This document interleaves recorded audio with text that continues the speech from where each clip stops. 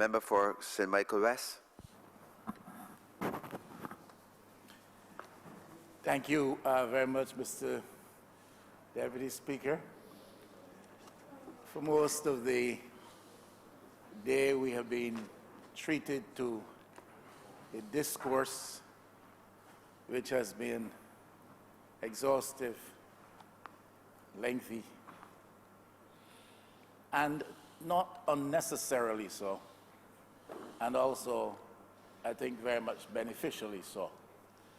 And I commend the Honourable Member for St. James Central, the Minister of Tourism, for taking the time to treat the Parliament and the people of Barbados to an expose of things relative to the very important tourism sector, especially with specific reference to what is happening to the cruise sector. I think that this is what the Parliament in Barbados, in part, is about. And I think ministers should feel a sense of high responsibility when they bring measures to the House to be as fulsome in disclosure and as fulsome with the information as is possible, so that we may make decisions based on access to such information, and so that the public, by extension, also would be sufficiently informed as to matters. I got the report upon which the resolution before us is based, Mr. Deputy Speaker, a few days ago, a couple of days ago, and I appreciate the urgency of the matter, and I had some time to pour through it 1.5 times. And I think it is very detailed in terms of the information which is presented. It is reflective of a certain level of scrutiny and research done into the matter of tourism in Barbados, specifically cruise tourism.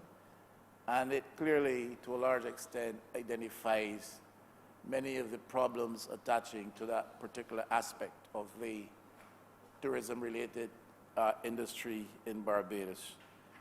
If I were to offer a critique, and I say critique, perhaps more so than a criticism, it is that, having read the report, I do not come to the end of the document and go through the recommendations, having had sight of a clearly visible construct, a visionary construct of what we want to see cruise tourism in Barbados, and by extension tourism in Barbados, looking like. The document, I do not know if it is intended so to be, but it falls short of being visionary. Identifies a lot of the problems, and I'm not suggesting that it is reactive or reactionary, but it is more so rehabilitative. In my view, presents a number of suggestions, proposals, recommendations for taking some rehabilitative initiatives around the issues affecting negatively cruise tourism in Barbados. I do not think that the document leaves me with a sense of a clear intention and clear strategic plan for how we make Barbados distinctly different from the rest of the tourism markets in our region, how it makes us magnetically appealing to tourists who come from across the oceans or even from nearer afield here in the region. And like I said, I don't know if this was the intention of the document, but if it was the intention, I think it feels there in that construct, that visionary construct, does not clearly emerge, at least to my eyes. And maybe it is that my eyes are dim. Yes, it may be, as I'm being advised, my eyes are dim, but I don't clearly see it. And I don't say that, Mr. Speaker, to offer a criticism. I think the document is a very good document. I think the whole idea of the Cruise Commission was a good initiative, because these matters need to be spoken to. I looked at something called a tourism master plan, I think, which emerged somewhere around 2012.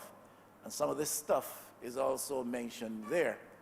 So you have from both sides of the field, so to speak, if we may put it like that, the same conclusions emerging around the business of tourism in Barbados and cruise tourism, particularly so in Barbados, from both sides of the aisle, because I think the 2012 report was a product of the last administration, and one might say that this commission's report is a product of this administration. But yet they both conclude similarly on matters of importance and cite some really strong negative factors which are affecting performance in terms of cruise tourism in Barbados. So it is not, as I said, a criticism.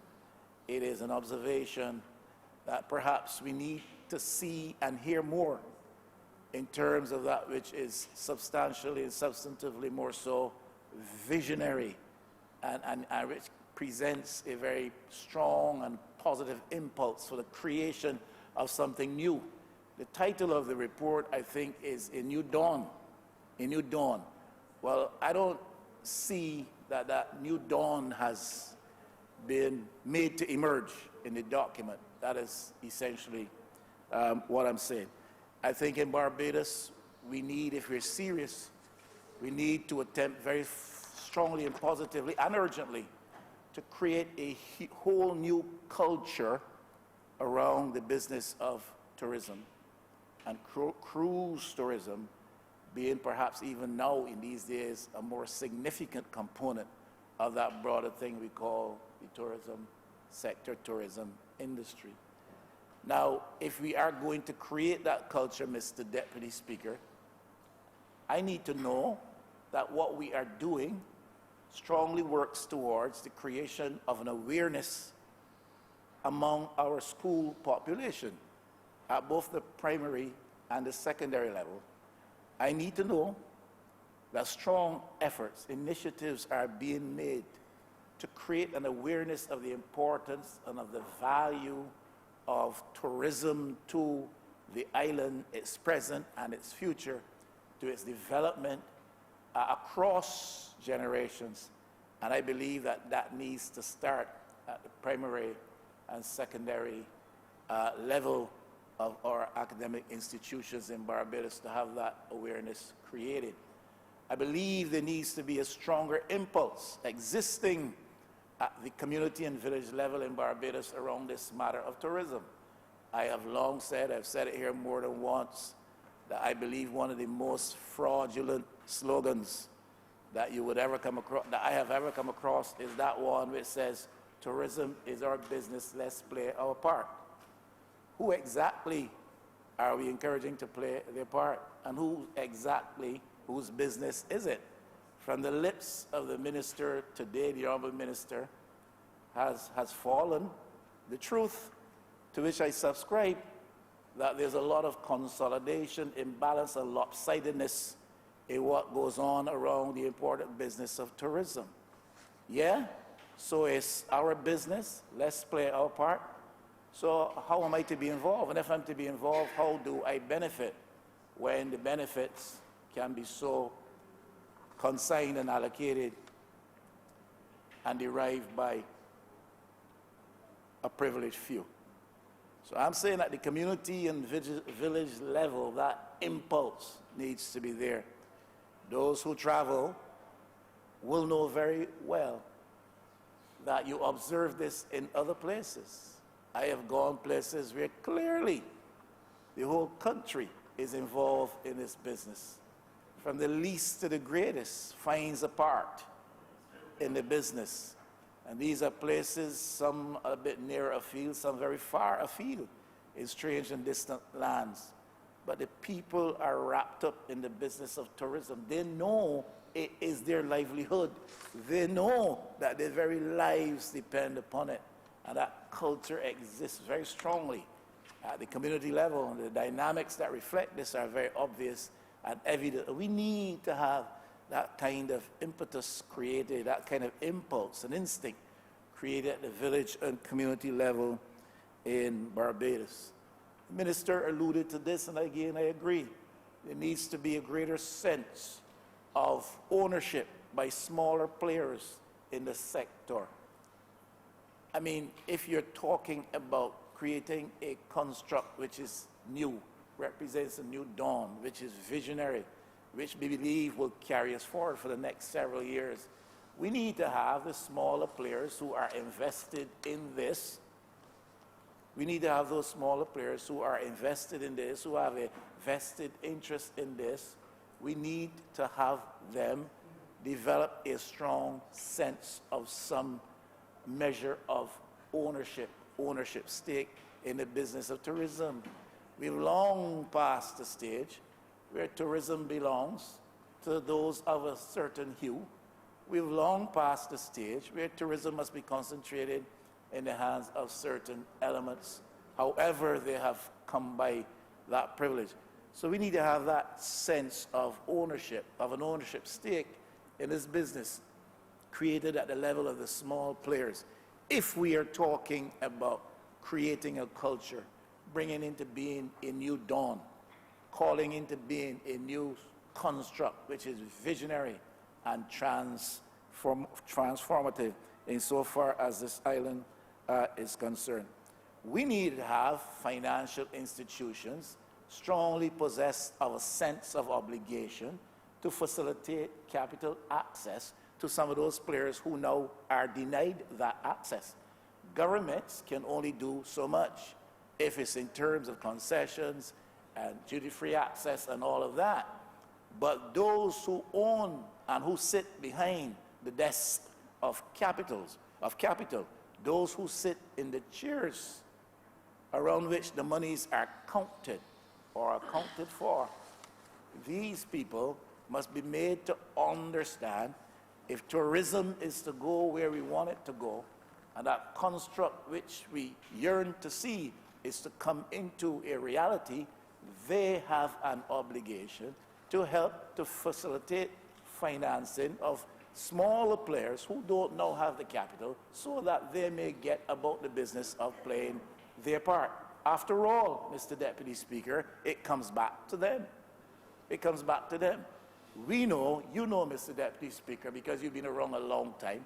I know, Mr. Deputy Speaker, because I have learned from you, that capital in this place lends a ready ear to certain elements in our population, in our economy, but those very same ears which are readily open to those certain elements are made deaf to the pleas, the cries of those who don't fit into a certain bracket in this country. Notwithstanding the fact that they come with plans, notwithstanding the fact that they come with prudent business plans, notwithstanding the fact that these are people who have experience, have been in business for a long time, they've been tried and they've been tested. But you want to move your business to the next level.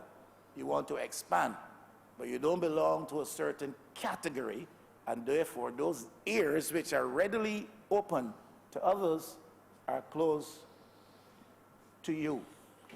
There are those who have been in business in Barbados for quite some time and who've seen and experienced some measure of failure.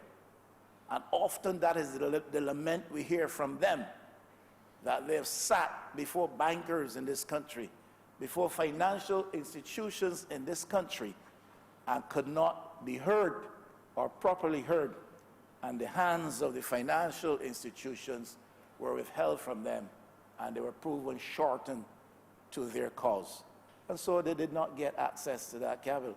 If we are going to create a culture, if we are going to call into being that construct of which we speak, capital in Barbados must learn you have to help the smaller fellows too. And government must find the capacity to bring some pressure to bear by some form of persuasion that this is the way that we all must take, because we all have a stake in this business. Cultural practitioners must be more outward looking. I have a view that our cultural products, even with respect to entertainment, must be seen as a product for export. Now I'm not talking about doing some recordings or whatever you do these days and selling them in markets abroad. I am saying that when a tourist comes to Barbados and he or she is to be entertained, our cultural practitioners must realize that in a very real sense, what you're doing is providing a product there for export, a service there for export. And therefore, they must be made to understand that they must take this business very much more. I was talking to one who has been in entertainment for years, and I would not call names or even make reference to titles. And this was just about 2 months ago. And I was shocked to hear this gentleman say to me that we have people, entertainers in Barbados, performing in hotels, and they're working for the same level of pay as they used to do a couple decades back. Now, I still don't know if I can believe that, but I trust the words of that one who spoke to me. How could we in 2019 have people performing in hotels, providing a service or a product in our premier sector? Yeah? And they're being paid what they were being paid a couple decades ago. Now, I believe that only because of the person who said it to me, because that sounds unreal, unimaginable. And I'm saying on either side of that issue, those who employ or contract and those who are contracted or give their service have to understand that what they're doing is very important in the mix of things. Culture and cultural products and services, these are heavy business commodities these days. Culture is the way of life of a people, but culture is also a component of the business economy of a country. And that has to be realized. Governments must realize that, set the framework, create and facilitate the environment. But those who are on the front line of its practice must understand what we want to do here is to really call into being a new dawn. And if that new dawn is to emerge, then I have my part which I must play. There must be a more professional approach on the frontier faces in this whole sector. I think the minister also alluded to this, and I think the report speaks to this as well. That those who are in the front lines of service to those who come as our guests need to be very professional, but also need to be very congenial and accommodating and courteous and Barbadian in the way they conduct their business. The frontier faces are very important. Those who are at immigration desks, those who are at the customs facility. The frontier faces, Mr. Speaker, these are the faces that either welcome you or tell you, look, this is not the place to come. And I am sure that many of a tourist experience has been shaped by that initial interaction and exchange with somebody representing this country and serving in the name of the state, but who perhaps has done the state a discredit by his or her actions. I have never had the experience that the Honourable Minister has had, and I was really amazed and happy to hear. You're in an airline departing from a place where you have visited, and there they stand on the tarmac, and all of them are waving to you. Some people might say that this is a very menial posture to take. Some will suggest that this reflects a more colonial type subservient attitude. I take the view that the minister takes, that this is a very positive thing, and that we do these things in the name of our country and in the interests of our country. But I've seen other examples of the same sentiment, and sometimes we think this is because people are backward and we are more sophisticated than they are. It's not that. It's that the people feel the instinct, the impulse towards tourism and towards service.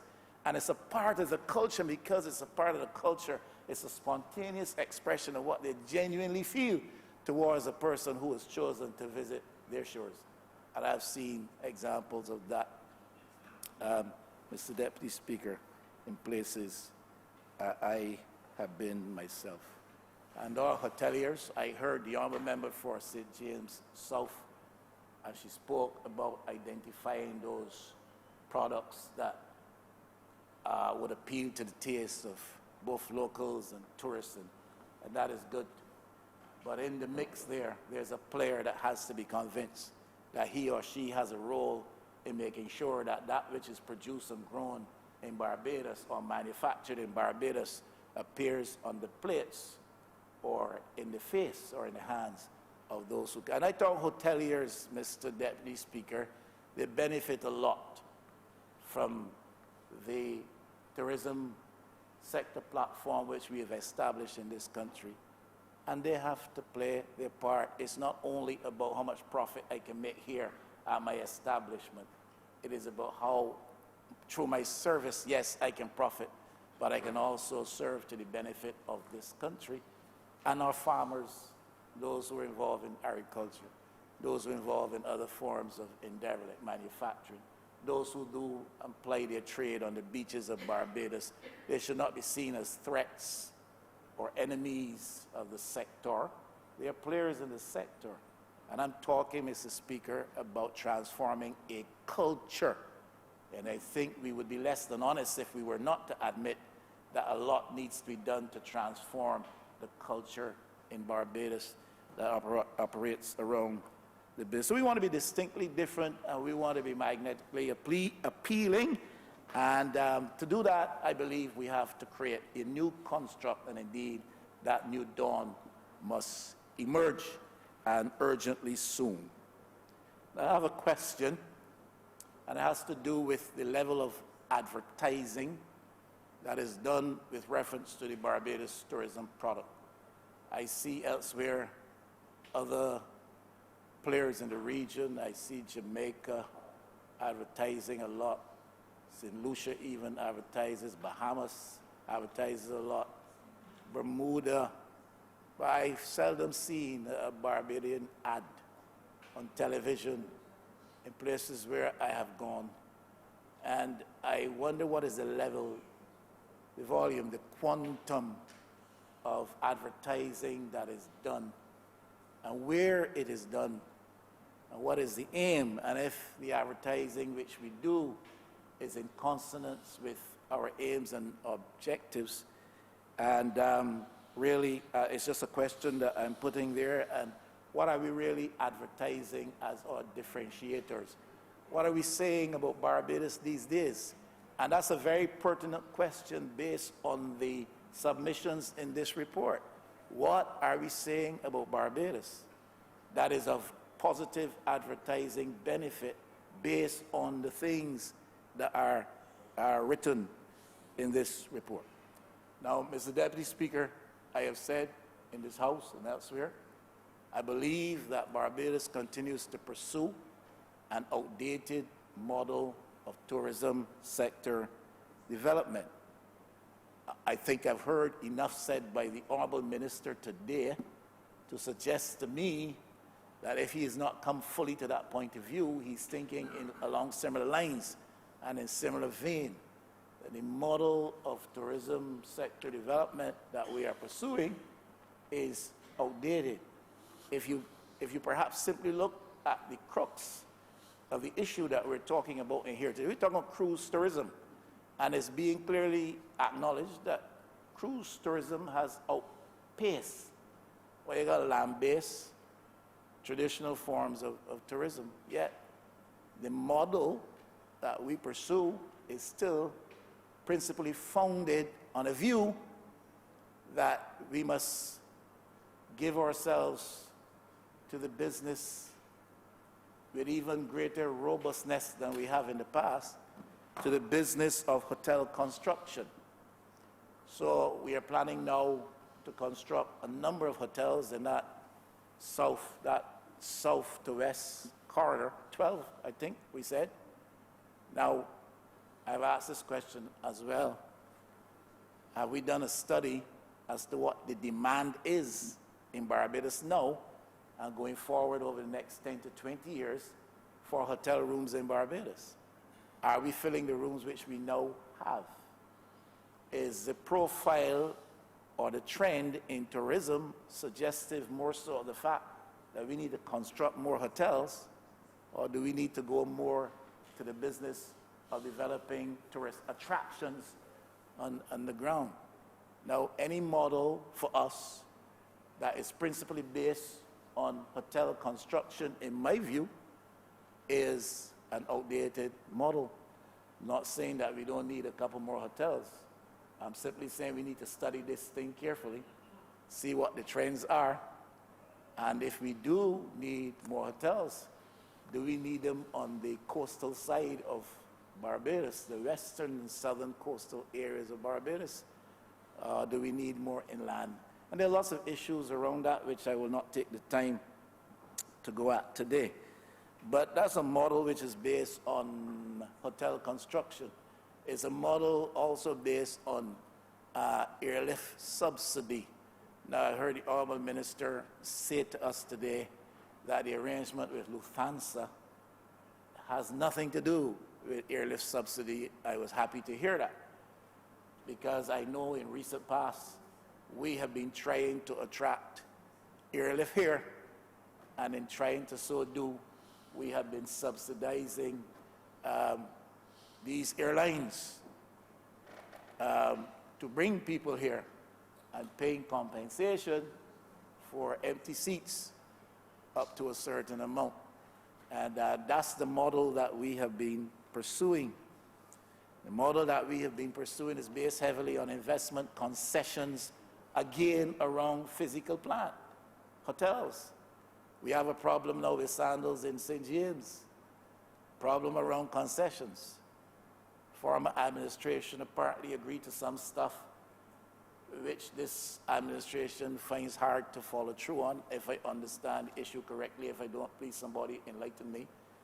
But the problem here is that hotel investors want concessions because that's a model that we have developed. And they come expecting that, and when they find you and your economy in a situation where you're governed by a fellow called Bert, then you got problems. You have problems. You have problems. Because they feel that once Bert is in charge, you are on your knees and they can take advantage of you. I'm not speaking necessarily with reference to this specific instance of Sandals. I'm talking in general terms, that is how big businesses perform and relate to countries when they find themselves in economically straitened circumstances such as we are in Barbados today. So it's hotel construction and subsidized airlift and investment concessions. And then the high food import bill. Now, pray tell me, we cannot find it possible in our hotel sector to up the ante a bit in terms of the local fare which is provided. And that's what we're talking about if we talk about changing culture. People come here for a change, and somehow we've got to find it possible to give them a change that is pleasant and pleasurable.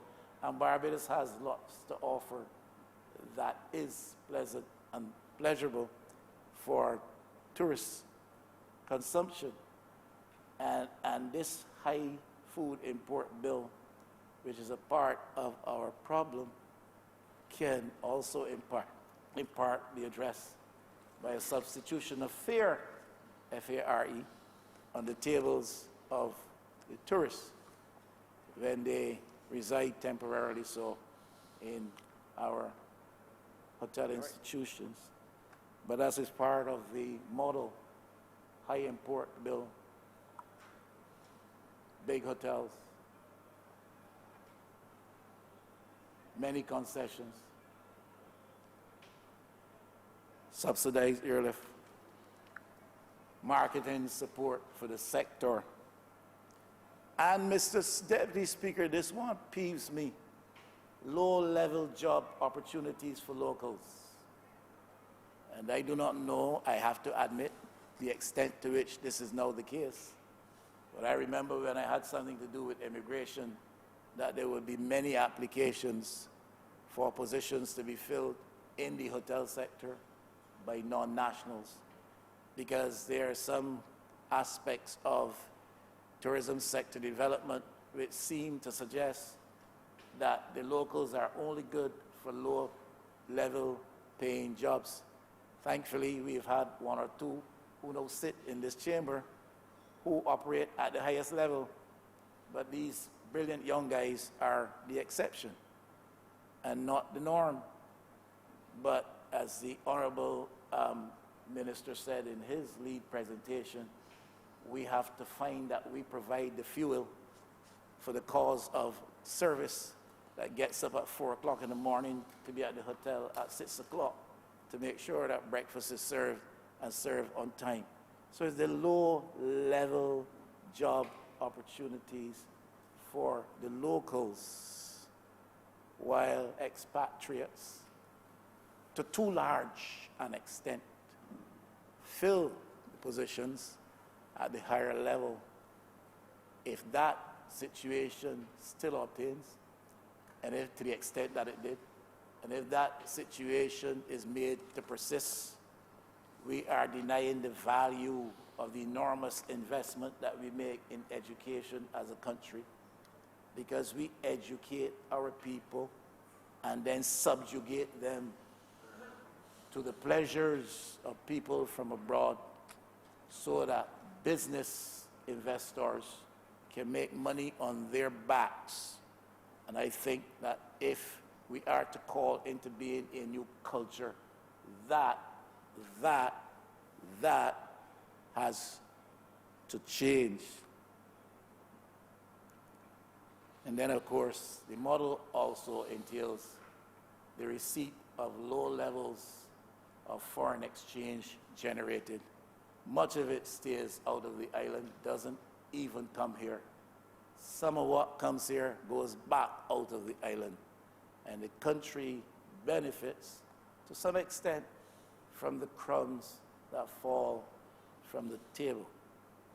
If we are to create a new construct, if a new dawn is to emerge, Mr. Deputy Speaker, if that construct is to become visible in your lifetime and mine, we have to change the culture. And I see, therefore, the role of my honourable friend from St. James Central as being critically essential. It's not just to manage resources allocated in the estimates, but it is to lead in the creation of a new culture that puts a totally new profile on tourism and tourism development in Barbados. And I strongly feel that way, Mr. Deputy Speaker, about those things. We need, as I intimated a while ago, to attract investment in tourism attractions, more so than we are at present. Yeah, shift a bit from attracting people to build hotels. Yeah, that is important too. But if cruise tourism is the thing of the time, then we have to find additional attractions. Cruise traffic is outpacing long-stay travel. We need more of those attractions. The minister gave us some information, a statistic. Global cruise tourism trends indicate very high levels of growth, movement, and I see this in the report as well, and elsewhere, moving from 1.4 million in 1980 to 26 million in 2017. Caribbean and the Latin American region is the foremost region that benefits from cruise tourism, with 35% ahead of the Mediterranean area, which is around 15 or 16%. 2017, US $3.4 billion in direct expenditures were generated, and it created $79,000. And we're talking about only in this 79,000 jobs. And we're talking about only in the Caribbean and Latin American region. But the sad story in this report is that Barbados, in this picture that emerged by comparison, does not do well, whereas the Caribbean, Latin American region is the leader in cruise tourism growth benefits. Barbados is not performing that well. The average spend in Barbados for cruise declined from US $76 in 2014-15 to US $64 in 2017-2018. Now that is a decline from 2014 levels to $64 US average spend person, yeah, in 2017, 2018. But I read here in this document that quite notably, the 2014, 2015 level was already below the 2005, 2006 level. So in essence, you're saying the 2017, 2018 level is below the 2005, 2006 level. Now, that is a sad thing. The Honourable Minister of Tourism, member of St. James, shared with us a statistic which I think some found quite shocking. A movement from $57 million to $57.3 million in a 10-year span. And I heard the shocking utterance of the Honourable Member for St. Michael's Southeast when that was said. I can quote her. No, but yes, that's the reality. So you see, Barbados has not been doing that well. And the minister, Honourable Member of St. James, rightly said, if you've only moved $300,000 over that period of time, and you take into account the change in value of money, then you've really gone nowhere.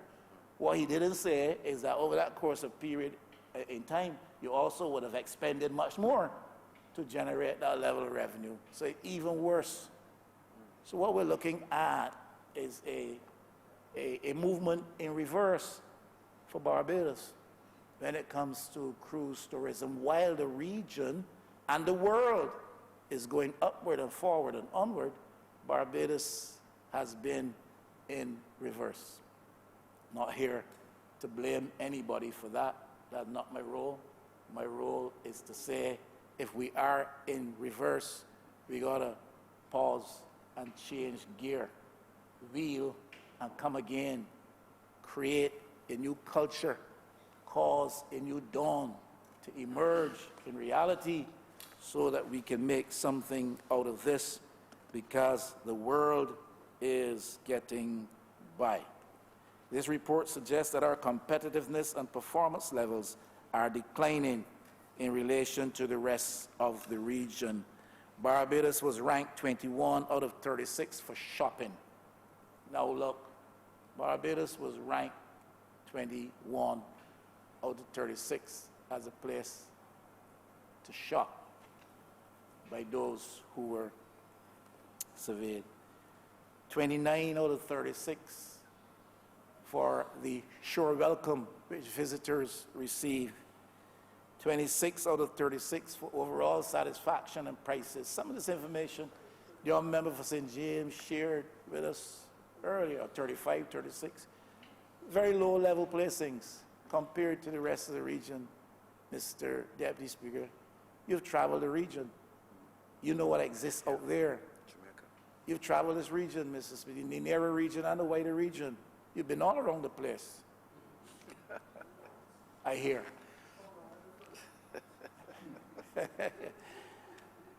Mr. Speaker, so you know what's out there, and yet Barbados ranks very poorly when compared to the rest of the region. I came along hearing that when it comes to tourism, Barbados was particularly noted for its friendliness. This is a characteristic feature that attracted many to this country, of which many spoke. And this is one of the features which is exhibiting strong decline, the friendly spirit and nature and disposition of the Barbadian people. Mr. Deputy Speaker, if you and I were to be honest, we didn't have to wait for a survey to tell us that. We see it out there, and I would hope that this government sees it as part of its responsibility. And it can't be government's responsibility alone, but the responsibility of all of us in our institutional lives as well as our personal individual lives, wherever we exist and operate, to try to contribute to the reversal of this lack of a warm and friendly disposition on the part of one Barbadian to another, far less one Barbadian to a visitor, is a bad thing. It will not serve us any good if we are dependent upon tourism to the extent that we are, and seems will be for a while. We can't go down this road. So this chill and unfriendly disposition that is now said to mark the Barbadian response to each other and to visitors is something that has to be addressed. We see it expressing itself in conflict of varied sorts today. But one of the ways it will also reflect itself, even though conflict may be absent, is that it will turn off those who come to our shores. Right. And it has to be addressed. It is not a trifling and passing thing. The report speaks to environmental degradation, poor sanitation. I will not dwell on that today. We know that this is an issue. Certainly is an issue in St. Michael West, that sanitation, that garbage is not collected regularly, large piles in certain places. I know in most constituencies this is the case. I understand that there are one or two constituencies in which garbage collection is never a problem. Well, St. Michael West is not one of them. And I don't know if St. George North is. I'm sure the city isn't, because I traverse the city often and I see the garbage. And this is a problem for us. And according to the report, it's a problem for the tourists. The unsightly city of Bridgetown, the unsightly streets of Barbados with garbage piled up. The Honourable Minister referred to cars which are abandoned and become eyesores and all kinds of stuff, bush and dilapidated and abandoned buildings and all kinds of stuff, hoarding and all kinds of stuff. And all of that is part and parcel of the mix. And bad roads.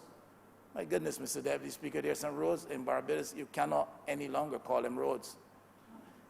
I don't know how many of them you might find in St. George, but I've seen one or two when I've passed through St. George.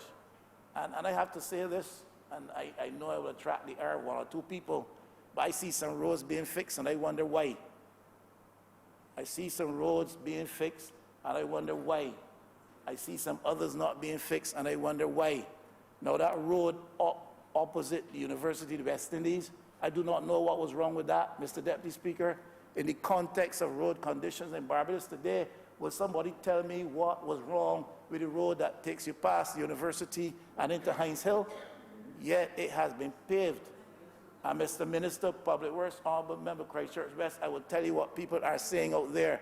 They're saying that you're fixing roads that are heavily traversed, especially by middle-class people, so you can give the impression that the government is at work fixing roads. That is what is being said. That is what is being said.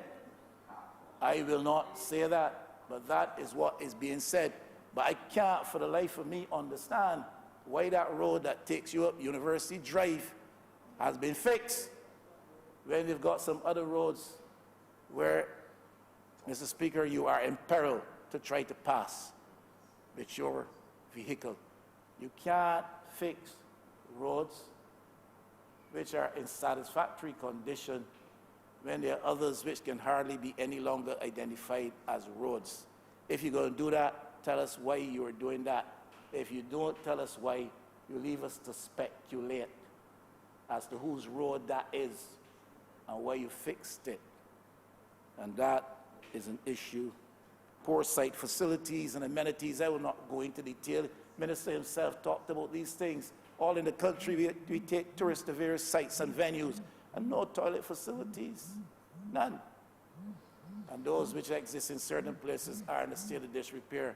As well, these are what these things people are complaining about.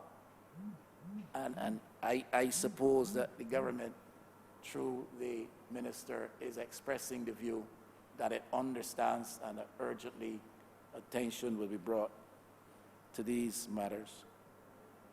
It is said of Barbados in this thing that Barbados is boring, a boring destination for young adults. Now, I don't even ever understand why young adults get bored, but that's what the report throws up. It's a boring destination for young adults.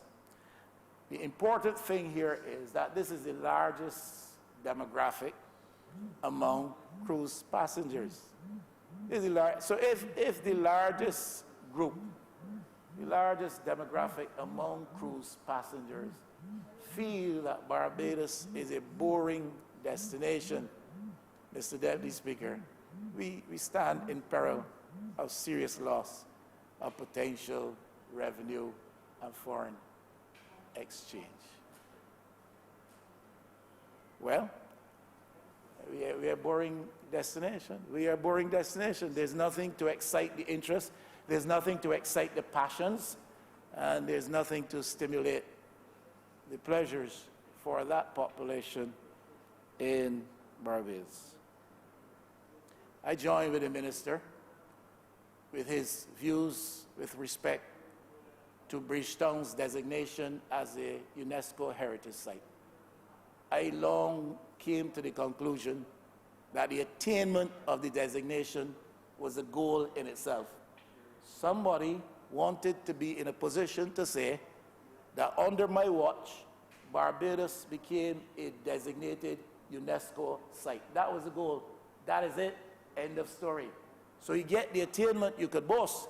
Bridgetown is now a designated UNESCO site. So you put up signs down at Baxter's Road, and you put up signs in other places. Oh, Bridgetown, UNESCO heritage city. But what? That is a goal in itself.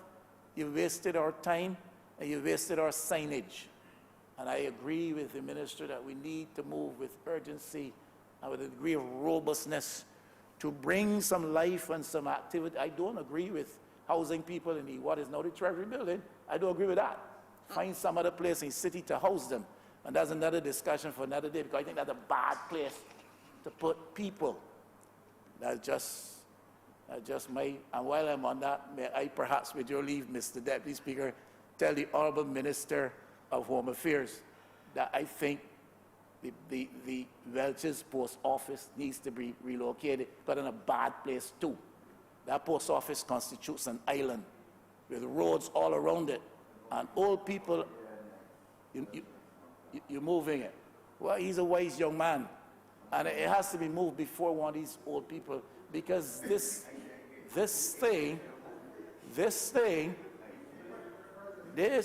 post office facility is an island with roads all around it. With what do you raise? I raised on A point of what? clarification. I in There's no fact such visited. No, A I in fact. clarification. Yeah, point of order, point of order. I in fact visited 5 post offices yesterday. There's no such thing Just as yesterday. clarification. You want point of order? My point of order? Yes. A point of elucidation, sir. The honourable member is misleading the House. No, because I want to be clear. I didn't mention about removing it from Welch's. I in fact visited 5 post offices yesterday. We were to visit Welch's as well, but time got away from us. So that will be on the agenda early next month to visit there. But certainly I can't speak towards moving it at this stage. We will have to see it. That post office does very limited postal services. It is not a distribution or packaging center. All right. Remember, your point is a point of order. So I just wanted to say that Point- it's not a question that any decision has been taken to move. Okay, you'll have your time to Welch's. speak. Yeah. Point of order. Okay. and I was concerned about the volume. Because you see, it would confuse us.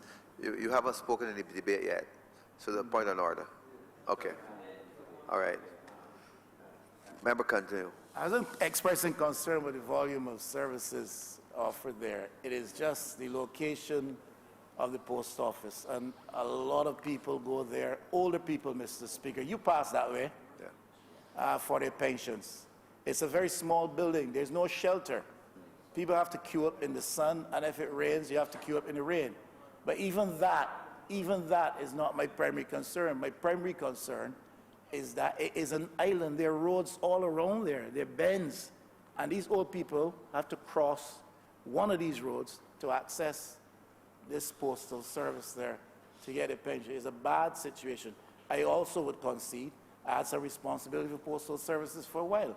And I wanted that post office relocated. And that's why I'm strongly urging this honorable gentleman, now he has the responsibility to see to it, because you do not want to hear bad news with reference to that.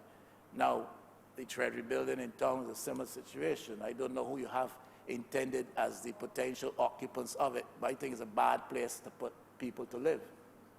And there are other buildings in town that can be found. But I agree wholeheartedly with everything else the minister said about Bridgetown as a UNESCO heritage venue. And urgently, we need to put initiatives in place to bring life and interest to the city. Bridgetown, if you travel the Caribbean, even with islands which are said to be small and ours economically and physically, Bridgetown is especially at nights, Mr. Speaker, Bridgetown by comparison is a ghost town. And we've traveled, Mr. Speaker, we've seen cities where all kinds of activities take place. I've gone on business overseas, public and church-related business, and I've been to places where I've seen activity and say, I stand to watch what's going down, stand to listen to what's going down. And it's interesting. And I'm not really an outdoors person, Mr. Deputy Speaker. We need to do something with Bridgetown. Attaining the designation can't simply be the goal. And if it was in the past, that needs to be changed. Now, I was glad to hear the minister also speak about the matter of consolidation in the sector, especially with reference to cruise. I had a note on that. I was surprised to hear him speak so strongly on it, but I was glad that he did, because it's a reality. And I am sure he well remembers that in opposition, he railed against that. And when I was a part of that, I railed against that as well, because this business of consolidation in the economy of Barbados is an ugly thing that we need to make more so a thing of the past. Mr. Speaker, you need to protect me from... Continue. And you know, we've seen this consolidation, especially in the construction sector. We've seen it in the retail sector. We see it in the cruise sector. And I have to admit, I didn't even realize it was that bad until the minister spoke today. I knew it was bad and I had to be addressed. But that it is that bad is a matter of urgency. And that address has to be made. When you could have almost 300 taxi operators getting 3% of a pie, something is wrong. There's one thing that the minister did not say, and I just raised the question. I simply want to know if those who are in the front lines of our cruise tourism product in a big way are all, in fact, local ownership interests, or are we, in fact, faced with a situation where there's a measure of local ownership interest but controlled by foreign, outside, external interests? In other words, Mr. Deputy Speaker, a guy could set up a shop on Broad Street and he's retailing clothing and other essential dress items, but he may be a front for somebody who is in Trinidad or who lives in China. And I would hate to think that we have people here in the cruise sector in a big way who are just fronting for foreign players, whose faces we don't see, whose voices we don't hear, whose hands we don't feel. And if the Honourable Minister is in any way informed as to this, I would like similarly to be enlightened, and he could tell me quietly. So all I'm saying that this business of consolidation, whether there's a foreign, significant foreign ownership or totally local ownership, needs to be addressed by means of the regulatory frames, by means of the legislative initiatives, as the minister said, by means of administrative mechanisms, as the Honourable Minister said. but we need to address the business. Consolidation in a small economy like ours is a scourge to such economies, and a shame in 2019, where we have so many people who are trying their best to earn an honest dollar, where we have a situation where the state is constrained in terms of what it can offer people as an opportunity in the public service. So we have to address this business of consolidation. That us and them dynamic is real. Fragmentation of services as opposed to integration, harmonization of service linkages and networks. These things are too prominent. Minister alluded to these things. I would want to pass quickly on, because you have in that context small, medium-sized enterprises which are being disadvantaged, as the minister was careful to suggest. And Mr. Deputy Speaker, the bad thing about that is that these are people who bank at home. These larger players bank overseas. These larger players earn money that does not come here, and Barbados does not benefit from it. These small players bank at home, and therefore they need to be protected. They need to be facilitated. They are important, I'm trying to suggest, in the scheme of things. When a man encourages a group of 6 to come here, and he finds accommodation in a hotel for them or a guest house, or even if he boards them himself in some small institution that he has, he is banking the foreign revenue earned at home. That's what he's doing. Some of these big players are banking overseas. The money never comes here. We cannot continue the business of consolidation in hands like that, Mr. Deputy Speaker. And we've got to see what pressure, if any, this government can put on the cruise liners too, because I understand, and the minister did intimate this as well, cruise liners play their part in hooking up in arrangements with people based here on the ground to the exclusion of others, to the exclusion of smaller players. So arrangements are made through the cruise lines executives and operators, and the connections are made with people here on the ground, and the poor fellow across the road doesn't get a look in, because that framework that excludes him or her has been long established. We need to determine as well how we can monitor and what mechanisms we can put in place, Mr. Speaker, while I'm at it, to determine the negative impact on our marine ecosystem that is brought about by the activities and movements of these cruise liners, especially where they're doing discharges, maybe of water in our marine space. This is damage that is being done, and is a thing that I believe it is monitored elsewhere. The mechanisms provided in some places to make sure that this does not happen, and if it does happen, there are punitive measures applied so that the country does not lose. Now, question I have here for you. This business of the benefits being served to communities which are a part of this tourism thing.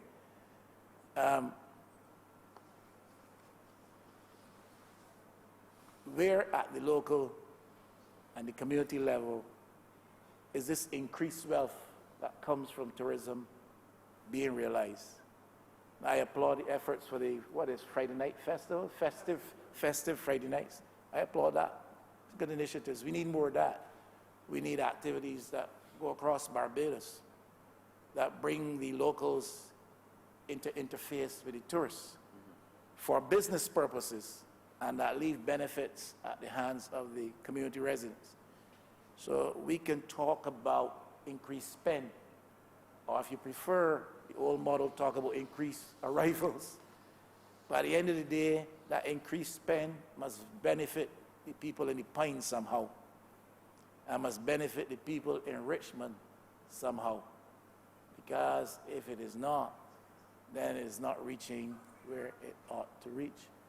So the question is, where at the local and community level can we today identify the positive impact or benefit of that increased wealth? Have we at any stage quantified the economic impact that is brought to pass on the tourism experience and reality?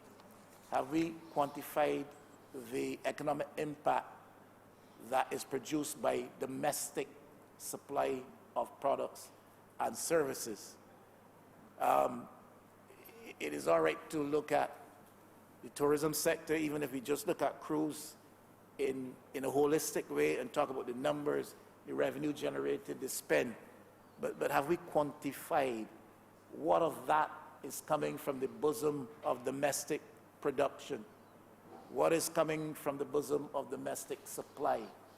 How is the domestic element impacting that, not only benefiting from it, but impact? A bit about home port. And very quickly, Mr. Speaker, I support the view Barbados needs to do more in home porting because it is doing better with respect to cruise travel when it comes to home porting. Minister alluded to this, that when you look at the average spend by a cruise passenger through the home porting mechanism as opposed to a traditional cruise passenger, the numbers go in the other direction.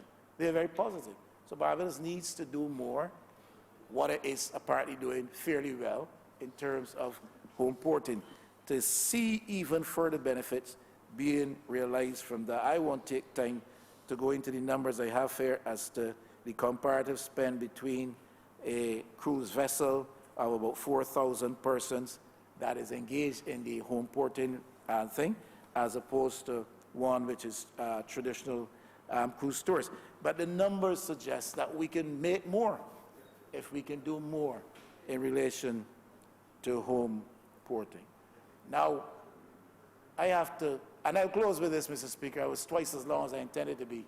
I'll close with this. There's one simple question for this honourable gentleman from St. James Central, because I've asked it twice now, and he has defiantly refused to answer. So I will try again. In a different way? I will try again in the same words because I want to get familiar. And is it the intention of the government of Barbados to facilitate the introduction of casino gambling in Barbados? The Prime Minister and Minister of Finance spoke in her budget, talked about game tables and this type. The Honourable Minister of Tourism, when he spoke in that budget debate, spoke in the same terms, game tables and such like. A couple other members on the government side from down the aisle spoke with reference to casino gambling. I asked the question then, and the Honourable Minister of Tourism talked all over his wonderful face, and he never said to us, yes or no. He insisted on game tables. Are we planning to introduce, facilitate casino gambling in Barbados? Mr. Speaker, Deputy Speaker, I thank you. Oblige. Member for St. Michael Southeast. Mr. Deputy Speaker, You're welcome. perhaps a good place to begin is on the last note of the last speaker for St. Michael West, that were he still on this side, he would perhaps be privy to the comments in Cabinet about casino gambling, but he has chosen to do otherwise, so he will have to wait to hear from us in due course on that. But we will not hold that against him, Mr. Deputy Speaker. I rise this evening.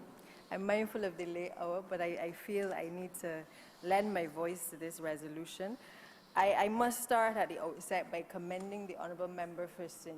James Central and his entire team in the Ministry of Tourism for an excellent presentation. I have sat on the other side and for the last few years, and I have heard presentations by the former Minister of Tourism, and there is no comparison in relation to the depth of knowledge or the comprehensive understanding that this Minister of Tourism has given to us today in the course of this introducing this resolution.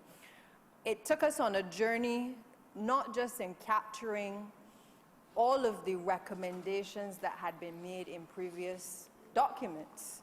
But for me, and I know the member for St. Michael West started at the outset by saying, you know, he didn't necessarily see the vision in this particular document, but I want to assure him and the country that having sat on the other side and listened to the last administration speak to what they were going to do in relation to the tourism product, and then having not seen any of what was said being manifested, I am satisfied that what has been captured, certainly in relation to this particular document today, in relation to the sector of cruise tourism, essentially has compiled a lot of the recommendations that had been made previously in other documents laid in this particular chamber.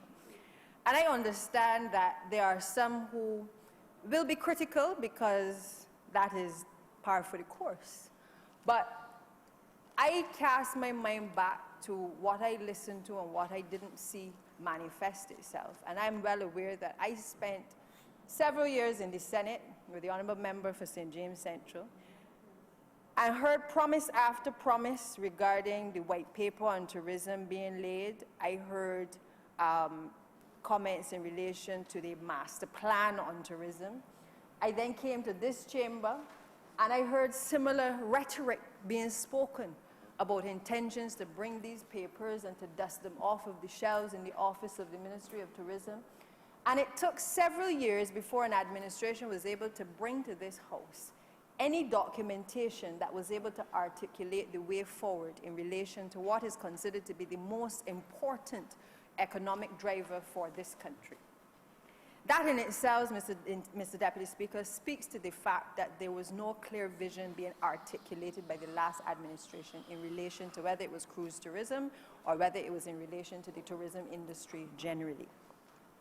I am therefore satisfied that if this particular document now sets out this particular niche area in relation to where we are and certainly where we must go, that we have now captured the starting point upon which this country must now not only embrace it, but certainly in relation to other ministries and other ministerial portfolios, that we must now work together to be able to collaborate with the Ministry of Tourism to ensure that this document becomes a reality.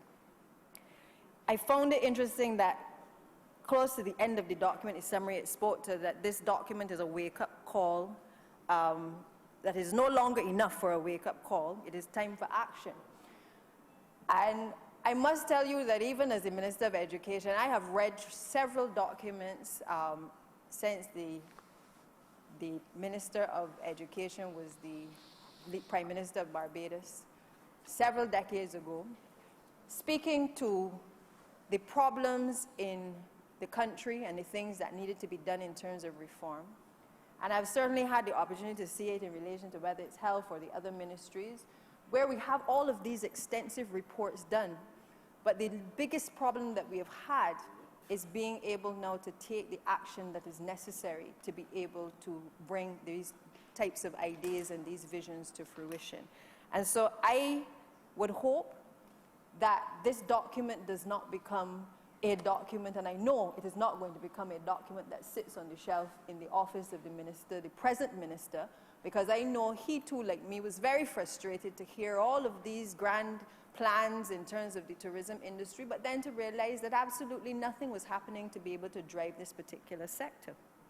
I remember there was talk about community tourism, ensuring that persons who came off of the cruise ships, persons who came by plane, were able to participate in community tourism. I would love the opportunity to have people coming into St. Michael Southeast to make sure that people can participate in, even if it is road tennis, or if it is a fish fry or something within my community, to be able to ensure that people can participate in having a stake in what is considered to be our business and that we must play our part.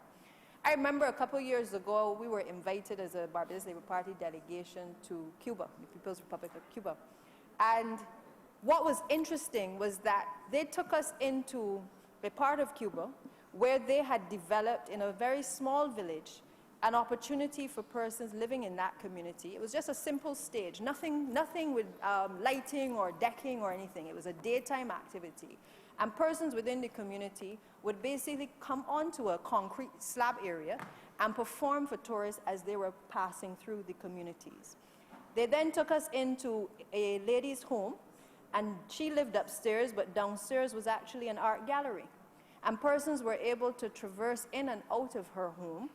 Again, she's living in the residence, but by day, it became a sort of museum for other artists who were struggling in the community to be able to display their craft and to display their visual arts.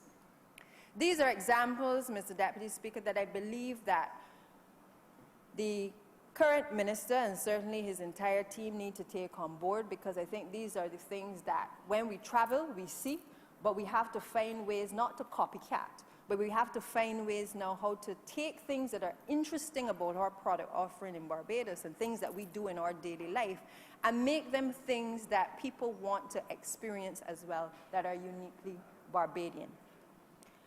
I have come out of a background where I have had the pleasure of being in the rum shop business. I'm proud of that. It put me through university. I'm very proud of it. I have sold chicken wings. I know how to mix rum and cokes. I know how to fry pork chops and the like. I understand what it is to offer a product, and a unique product, and an authentic product to people who are passing through our country.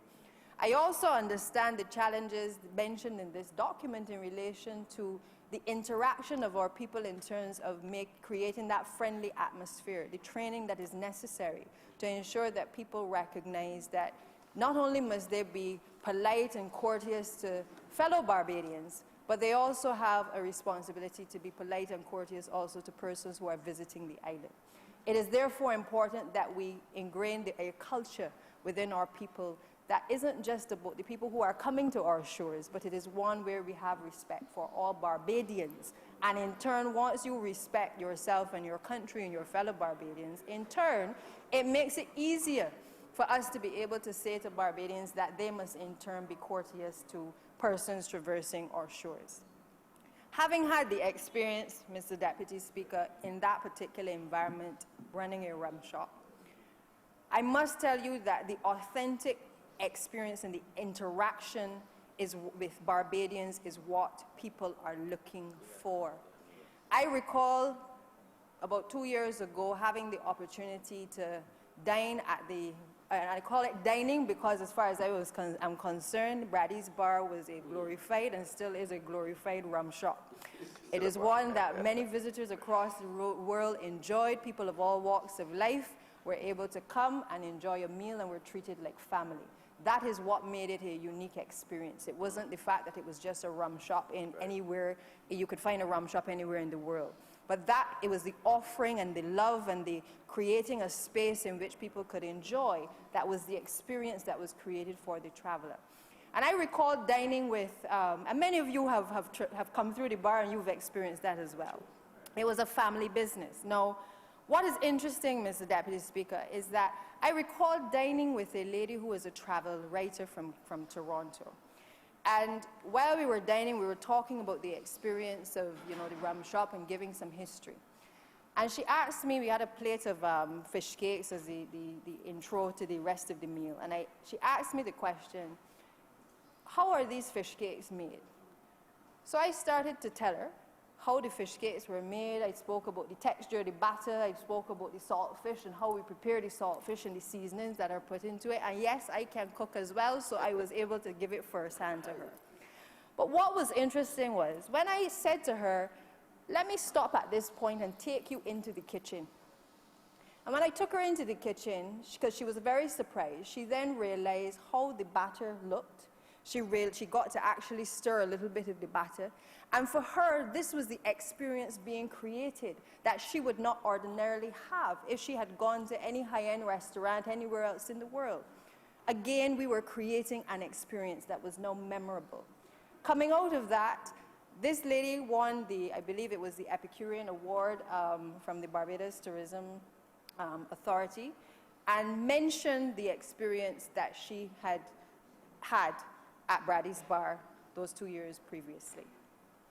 I make the point, Mr. Deputy Speaker, that we must be about creating experiences, and we must not be afraid to share what is authentically Barbadian. I think having traveled many places in the Caribbean and certainly across the world, while we may not have the natural resources that other islands in the Caribbean have, and the lavish and luxurious architecture that other places in the world may boast of, the one thing that I believe that we have as a people is our warmth and our willingness to want to share what we have with the rest of the world. I became a tourist in the last few months in Miami, in the United States, and I can say to you that I believe I have been able to be an ambassador to my country by asking persons who treated me within the facility where I was to come to Barbados to take a piece of Barbados whenever they are planning for their next destination. I did so not because I had a specific product offering that I was selling, but my product offering was the warmth of being a Barbadian, believing that Barbados had something to offer that was greater than anywhere else in the Caribbean, and being able, even through whatever I was going through, to be able to sell that and to make them feel the warmth that Barbados has to offer.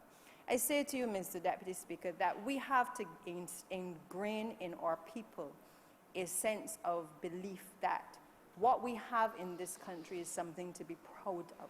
That is the place that it has to start. We have to believe that even though we may not have all of these grand things, that we have a warmth in our Barbadian people that is second to none anywhere else in the world. And once you start with that, I believe that things that we're doing within the ministry and working with the Ministry of Tourism will be able to help us to create the culture that the member for St. Michael West spoke about in relation to having even now our students being able to be trained in community tourism CVQs. This is the direction that we must go. When I read this report, it again places greater emphasis and onus on the Ministry of Education to support these types of initiatives within the secondary and the primary school system, certainly, and at the tertiary level. That is how we are going to be able to bring this document to life. And each ministry must recognize within this document the role that they must play. The Ministry of Transport and Works has a responsibility to ensure that the road network is not only convenient for the persons living in this country, but to ensure that the road network is good for the persons who are coming to Barbados to be able to maneuver through the country. It isn't about saying potholes are minor inconveniences to people who are coming to the country. It is about recognizing that we have a responsibility not just to persons outside, but by building out what we have locally, we are able to attract persons from outside to our destination in a way that they understand that we care about what it is that we have as well. I want, Mr. Deputy Speaker, to say to Barbados that, and to the Ministry of Tourism, that I feel very strongly that we have a marketing product that we are perhaps only now about to really begin to tap into. I sat back over the last few years and watched the last administration never engage in a meaningful way with the persons behind Rihanna to be able to ensure that as an ambassador for this country, we were able to take advantage of her ability and certainly the penetration that she's had globally in a meaningful way to the benefit of not just healthcare, but also in relation to education, certainly in relation to tourism. I am pleased that this government of Barbados has taken the initiative to recognize that Rihanna is more than music. She's more than a show. She is the icon that allows Barbados to connect with the rest of the world. And it is the type of marketing money that we could never pay for if we had to be able to sit down in Cabinet and determine, or the Ministry of Finance to determine how we are going to allocate resources in relation to a marketing spend for a budget in tourism. It is being able to seize the opportunity and to be able to recognize the opportunity that we can seize it, to understand what it is to be able to partner with the brand that is Rihanna, that has been able to now penetrate the entire world in a way that Barbados could never be able to do with any amount of monies that it had available to it. And I'm pleased that through the efforts of the Prime Minister and certain members of Cabinet, we are now in a position to engage her as an entrepreneur, to be able to engage her in a meaningful way to help support initiatives that she is also very passionate about in her home country, and to be able to use her as a platform to get people to come to this island and to enjoy what Barbados has to offer. I think the fact that she has been able, certainly with her latest achievement in relation to fashion, to be able to use Barbadian images in a subtle way to say to the world, no, we are as big as Milan or we are as big as Paris. Barbados Bridgetown is now part of the imagery that is across the world in relation to fashion. We have not paid for that. What we've done is we've educated a young Barbadian, and the rest of Barbados and the rest of the world now has an icon that we can stand proud and be able to say, this is something that we have the opportunity now to be able to capitalize on and to work with her to be able to build out the market. I think the images that she has portrayed in the video, the recent video promoting her fashion, these are things that we need to build on. They were images of Cave Shepherd in Bridgetown. They were images of these slave huts. There were images of women in straw hats. And we can go on in relation to whether, different places in Barbados that we have the potential now to work with her to promote as well. These are the conversations that we must now have, and I believe the current Minister of Tourism gets it, because I know we've had several conversations about these type of opportunities, which I felt very strongly that the last administration missed in terms of conversation with her and her management. And I'm happy to know that we are at that point now with a document such as this, where we can even be talking about things like a museum, a Rihanna museum. That as a product offering alone can certainly bring significant revenue to this country, and certainly an additional product offering that Barbados, I believe, should have capitalized on perhaps when the first achievements were being made, but again, those were missed, certainly. I believe, Mr. Deputy Speaker, as well, that this document speaks to a failure by the last administration to address critical areas that tourists would be able to frequent, particularly when they exited the port, the cruise port. I recall visiting, I think it was when I was shadowing the Ministry of Small Business, being able to engage with persons in Pelican Village, and recognizing that significant improvements that needed to be made to that facility had not been made for the previous decade. Recognizing that there had been no priority given to what persons who were traveling to this country would see as they got off of the cruise ship and they walked into and ventured into Bridgetown. Many persons had to walk on the right-hand side of the road in order to be able to get down to Bridgetown, thereby passing Pelican Village on the left-hand side as they went down the highway. These are simple, basic things that we must now correct as a government.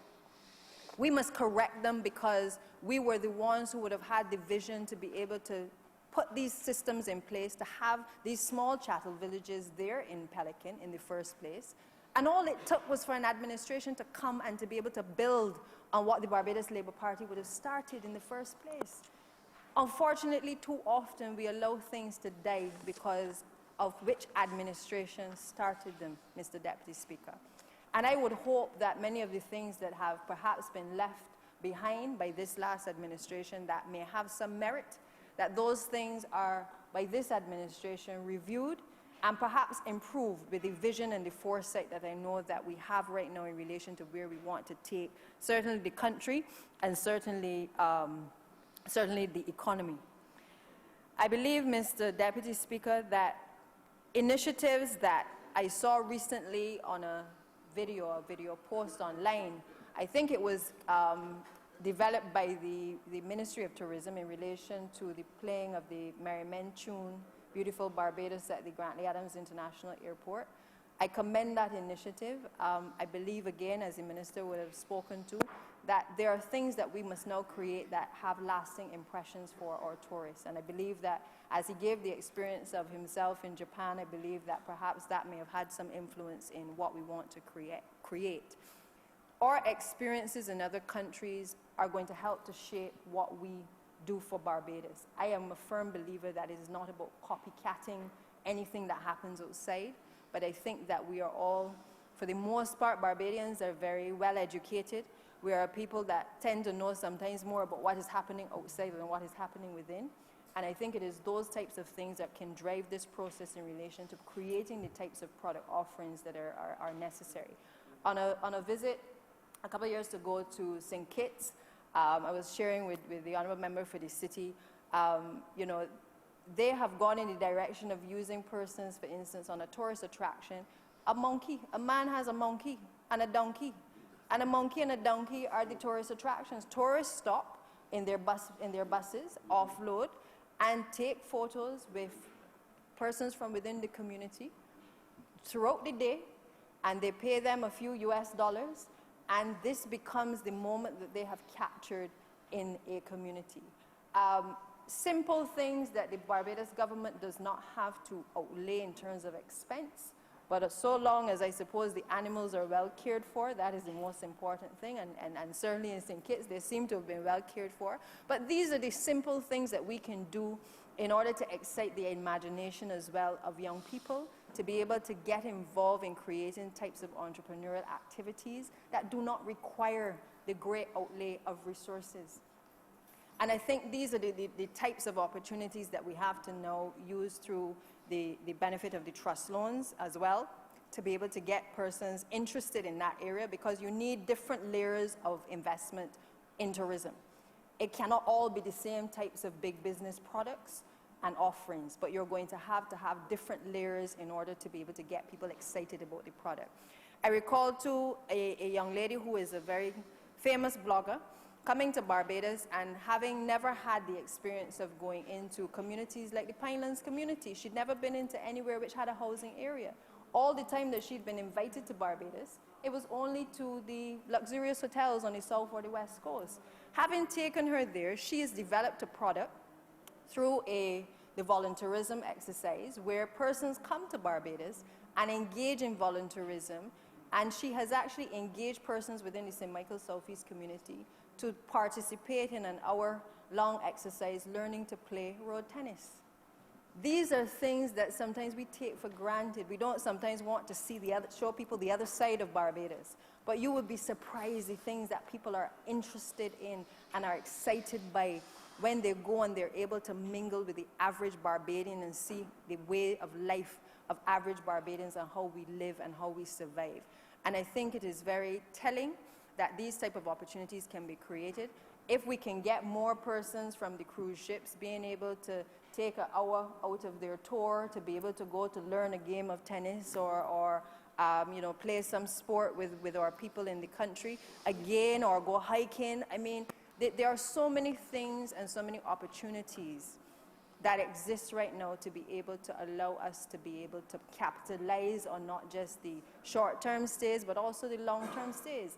And the reality is that as we develop these products, we're not just seeing it in the context of cruise tourism alone, because really the product offerings are for people coming to Barbados or repeat visitors, persons who will come for the short term, but want and are excited by the opportunity to be able to return to Barbados in the future to take advantage of the product offerings. So I am happy to hear the direction in which this administration is going. I'm happy that the thought is now going into how to operationalize a lot of the things that have been talked about for a long time. I am satisfied that we are on the right course in relation to being able to recognize that there are different layers, that there are some people who have taken advantage of the marketplace, and we now need to be able to share in the bounty that is there for all Barbadians to share in. I recognize that we are going to now play a heavier part in bringing to life the Harrison Cave experience, and I think that is a wonderful initiative. I think it has been certainly underplayed over the years. And I think when you go to other islands, you know, whether it's any of the other islands, they have the hills, they have the islands off the island, you know, they're all of the springs. Barbados has caves, and it is something, again, that maybe we take for granted, but it is something that is very spectacular as an offering and a product offering in Barbados. So to be able to take what we have and be able to build things around it to make it more attractive, I think we're on the right course in relation to where this country needs to go. And I'm certainly excited to know that we are not back in the days where we were watching all of the product attractions and all of the companies closing that were once offering product offerings to tourists. Because we went through a phase where every week some other attraction was closing on the island. People were not coming to Barbados, and when they came, they were not spending what they were supposed to be spending. And unfortunately, we had an administration that was not tailoring the product to suit the types of tourists that were coming to the island either. They were not having the foresight that was necessary to be able to see the direction in which Barbados needed to go. I am happy to be part of an administration that has that foresight, Mr. Deputy Speaker. And I will end on this note because the Minister knows I'm very passionate about this, but I believe that while we tell the story of rum and we tell the story of sugar, we have to tell the story of rum shops. It is critical that we talk about the rum shops. I know that some stuff has started in relation to moving around the rum shops, but I must tell you that, again, the experience and the interaction that people have when they come to these locations is a good one. And it is something that gives them the opportunity to really mingle and to socialize with the average Barbadian. That is why Oystons is so popular. That is why the drive around the countryside is so popular, because there are few places in the world that you will travel that you will be able to play a game of pool or be able to go to the DJ and tell the DJ what song you want to hear, or to sing karaoke with a local. These are things that we sometimes take for granted, but these are the things that are going to create lasting experiences and lasting memories for a number of the tourists that venture to our shores. So I just wanted to interject in this debate because I feel that it is an important one, and it certainly sets the tone for where we need to go. I must also tell you, Mr. Deputy Speaker, that I have also seen in the last few years cruise ships now offering soca and reggae cruises. That was a thing almost a decade ago that would not happen. People just took cruises to different destinations. Now, just as you would have carnivals, people go to carnivals in one country after the next, you now have a circuit which is taking place on board cruise ships. And again, these are things that when they come to Barbados, we must have opportunities for persons to be able to engage in activities when they're on island as well. So I think we need to talk more about the market. I think the Minister gave an excellent presentation in what is possible and what is available. I hope that more is going to be done in relation to giving persons the opportunity to come together in clusters maybe to be able to offer some of these products as a collective so that they can be marketed with the assistance certainly of the BTMI. But I think that we're off to a good start in relation to where we are in relation to this document. So Mr. Deputy Speaker, with those few words, I'm obliged. Thank you. Member for St. Michael, West Central. West Central. Mr. Speaker, Mr. Deputy Speaker, thank you very much. I will not delay the House unduly, but I felt it would have been appropriate for me to join this debate on the resolution on cruise development. My job is that of hospitality, and I've worked there for a very long time, and I believe that I would have something to add. And in fact, I represent a constituency, and in that constituency I have a lot of workers who work in the tourism industry and those who benefit largely from this sector. So it would be remiss of me not to join this debate. But it is also necessary for me to join this debate because when you look at tourism and you look and see where pretty much we have pegged or progressed, and we have pretty much emphasized where we want to go as a country, and particularly where we are considering what we inherited from the former administration, and recognizing that we have to come out of where we are in very short time. I think everybody, every one of us would conclude that tourism has to be the way out. And therefore, I would want to compliment the member, St. James Central for his contribution. Indeed, I think he captured the essence, indeed the spirit of Barbados's tourism on its current course. But he went all the way across the field to project his vision for tourism, land, and cruise. So, Mr. Speaker, I really want to compliment him. In fact, it's the first time, and it indeed is very refreshing, to hear someone who's not a hotelier stand in this honorable place and make a presentation as well as he did today. So I wish to compliment him. I also recognize that on our current path, and we are growing in the sector, it is necessary and very fortunate to have someone who understands the issues and someone who, Mr. Deputy Speaker, is living, sleeping, and breathing tourism. So I really want to compliment him and his team of advisors. I also took note of the fact when he spoke about enfranchisement, I rephrase it as enfranchisement, of businesses, including taxi operators. And he presented the facts as we heard them today. And Mr. Speaker, you know, this is dear to my heart because in St. Michael West Central, there are a lot of taxi operators, small businessmen and women, who depend on this sector for their earnings and also for their viability.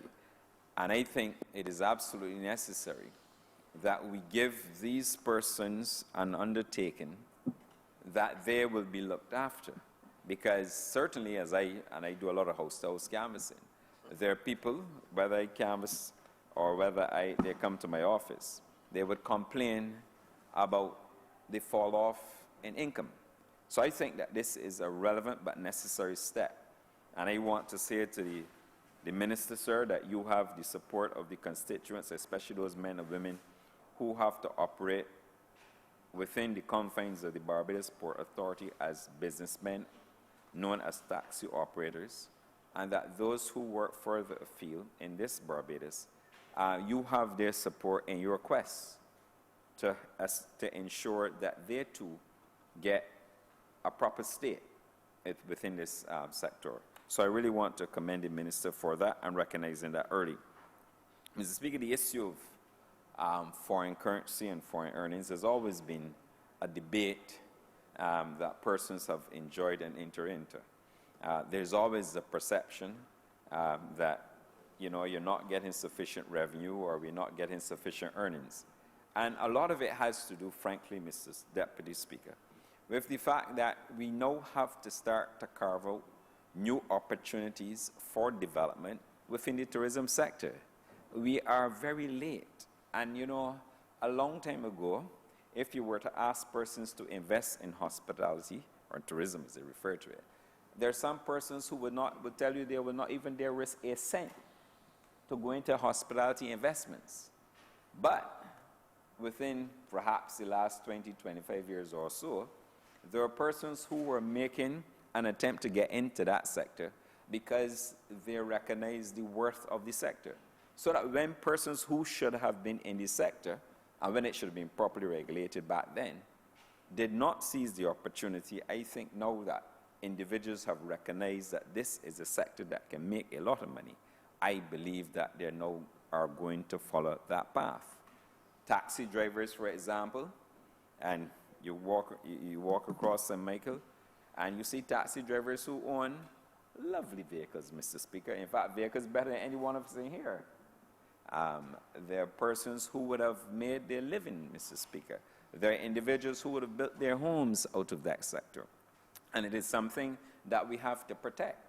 But of late, they have been complaining, so we have to listen to their cries and respond to their cries. So I'm grateful for the response and the intervention there. Mr. Speaker, the other issue that I want to touch briefly on has to do with the fact of training or retraining within the hospitality sector. I believe that we have come to this point, and we really have to address the issue of retraining within the tourism sector in Barbados. We can do it, and there are a variety of methods. I don't think that we have one sacred route to go, but we should, Mr. Deputy Speaker, focus and have a very strategic plan to address the issue of retraining within the hospitality sector. And it's not retraining in what we would consider the basics, because it is globally recognized that Barbadians are very friendly.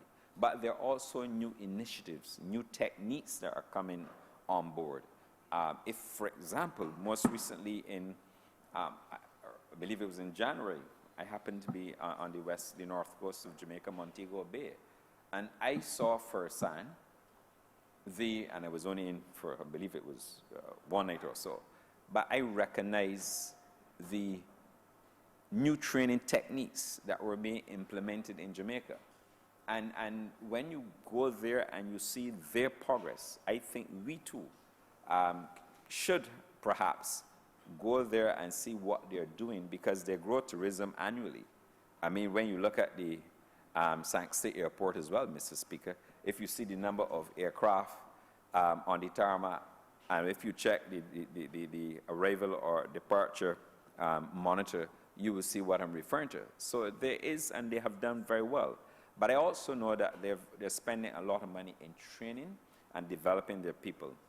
And it is something that, yes, hotel companies do it in Barbados, but I think we need a national retraining drive in hospitality. And I really believe that. Mr. Speaker, the issue with respect to cruise spend, and the Leader of the Opposition alluded to the decline. And yes, it is accepted there is a decline. But I must also compliment the minister, because the minister, he came to office in new administration, recognized that there's a decline, but what did he do? He didn't just sit there and allow it to go unchallenged. He implemented, I believe they call it Festive Fridays, Mr. Speaker. And I passed there the other day, and I mean, it shocked me to see the numbers involved there. And I think that's a wonderful opportunity. It's a great opportunity for Barbadians to display their product. It's a wonderful opportunity to drive spend. And Mr. Speaker, I've always made the point, and this is not the first time that I've made the point in here. The design of Pelican, in my opinion, this is only my opinion, Mr. Speaker, I can't recall who designed it and who built it, but it's not necessarily a criticism. But the issue is this: you cannot, in a hospitality, something facing the ocean, design something that is more looking in on to the side, the land side, when you had a golden opportunity on the same footprint to open it up to face the ocean, Mr. Speaker. And this is something that has always troubled me with hospitality developments in Barbados. We would put a police station and a library on the seaside, right? And then on the land side, facing with the highway separating the ocean, the beachfront, we would then design something that would not look to the ocean, but look inward. And I think, Mr. Speaker, it is a flaw. I think what has happened as you pass there, particularly during the festive Friday nights, and you look, Mr. Speaker, and you look what's happening there. You've brought the vendors, you've brought all the tourism practitioners, I refer to them, right on the road facing the ocean. But that design at Pelican is not conducive to enticing anybody when they leave the Bridgetown port walking all the way up. And Mr. Speaker, and another thing that I think we have to work on, I know we have urban planning going on and developments earmarked for that area, but when you leave the Bridgetown port, Mr. Speaker, that entire, you have the beachfront, but Mr. Speaker, on the left, and when you're going further up, Mr. Speaker, on the right, you have buildings left and right. And Mr. Speaker, you have a lot of dilapidated buildings. If we had to, Mr. Speaker, Mr. Deputy Speaker, open up and create opportunities, just open up and have some shops and some bars and some restaurants and areas for persons to sell their craft, Mr. Speaker, it will be a wonderful thing to litter the shops, litter that area with enterprises left and right when you leave the Bridgetown port, Mr. Speaker. And that is something that I just don't understand how planners, national planners, could have sat there and allow that to continue. You have a car park, Mr. Speaker, and then you have a multi-story car park. I don't understand it, never understood it, Mr. Speaker. You should be opening and creating opportunities on that stretch. Even, Mr. Speaker, there's a BIDC office building there. Don't know what it's doing there at all, Mr. Speaker. That's a wonderful opportunity where you perhaps have a hotel so that when you have persons who are perhaps getting off the ship and they are perhaps preparing to journey on to, and they decide, well, let me spend a night or two in Barbados, perhaps they can do that. You may have crew changing over in Barbados, Mr. Speaker, and if the planners know that there's a hotel there, you'll probably get some increased occupancy and drive some much-needed revenue, Mr. Speaker. And we've got to start thinking, we've got to start changing our thinking. And that's why, Mr. Speaker, this debate is so very refreshing. On the issue of home porting, it is a good idea. It must be complemented, especially when you look at the numbers. It is a good idea. But and I think it will also be very good, very profitable indeed, for local suppliers to also sell some product to the cruise ships. It's a wonderful opportunity. The cruise ships will pay the local suppliers in U.S. currency. And we have a lot of suppliers on the island who supply hotels with quality food and beverage, and therefore is an opportunity instead of having to ship. You know what happens sometimes in some instances, they may have to ship their container of goods from wherever they are based to Barbados. But it's an opportunity, home porting creates an opportunity for local suppliers to get involved in this business of the spirits as well as food, Mr. Speaker. And I hope the minister, and I'm certain he will do this, will try to tap into that market and encourage those who are home porting in Barbados to pursue the purchasing of supplies from Barbadian businesses, Mr. Speaker. And I really think that would be a wonderful shot. In respect of the cleanliness of the island, sir, I do agree. We inherited a country, but, Mr. Speaker, I mean, we inherited a country that was in need of major repair. And when you look around Barbados, the Honourable Member Sir Michael East is not here in the seat, but I will still make the point, because it is positive, that his ministry, the Ministry of the Environment and Beautification, they have done a lot of work across Barbados. Mr. Speaker, even in my constituency, they're doing wonders, and I thank them for that. I have an area that I refer to now as the Fairfield Vista, where you can almost see the coastline now, Mr. Speaker, and I thank them for that. But we had a responsibility to clean up this country, and we are doing a lot of work in that respect. And there's a lot of debushing that had to take place, a lot of cleaning up that had to go on, and, Mr. Speaker, it will not happen overnight, but certainly I must say that the work that that ministry has been engaging and the work that they're doing, I must, from my heart, commend them, because they are helping to keep Barbados clean and to make Barbados a safer place for all of us, Mr. Speaker. In respect of attractions, I do agree that we need some attractions on the island. Take, for example, the work that's going on there with the Empire Theatre. I don't understand, never understood it, why in the capital city of Bridgetown that you would not have perhaps the Empire Theatre being used as a wonderful opportunity for performing arts, Mr. Speaker. There are places you go, if you go into New York City, you can go and you can go into a theater and you can enjoy some theater, Mr. Speaker. And we have talented persons in Barbados. There are tourists who come here who would love the opportunity. If you're home porting and you're aware that you have maybe a theater circuit in Barbados, or there's a theater going, a production going on, that there's some persons who will elect to leave the cruise ship and go to the theater, and then there are other persons staying within Barbados who would prefer very much to go and to enjoy an evening of theater. So, Mr. Speaker, yes, we need attractions, but we also need creativity. And I think that is something that we need to work on, because not a lot of, and the government can't do it alone, Mr. Deputy Speaker. It is impossible. but there are opportunities to be had in Bridgetown, and I believe, Mr. Speaker, that we need to do this. Mr. Speaker, the airport experience, and I can tell you that is being improved, and I do agree, because with the minister, in respect of his philosophy there, the issue of the investment in airport and the seaport and expanding opportunities for the credit unions and other players. Mr. Speaker, I hope he will as well open up some to the national insurance scheme, because the national insurance scheme is owned by the insured population of Barbados.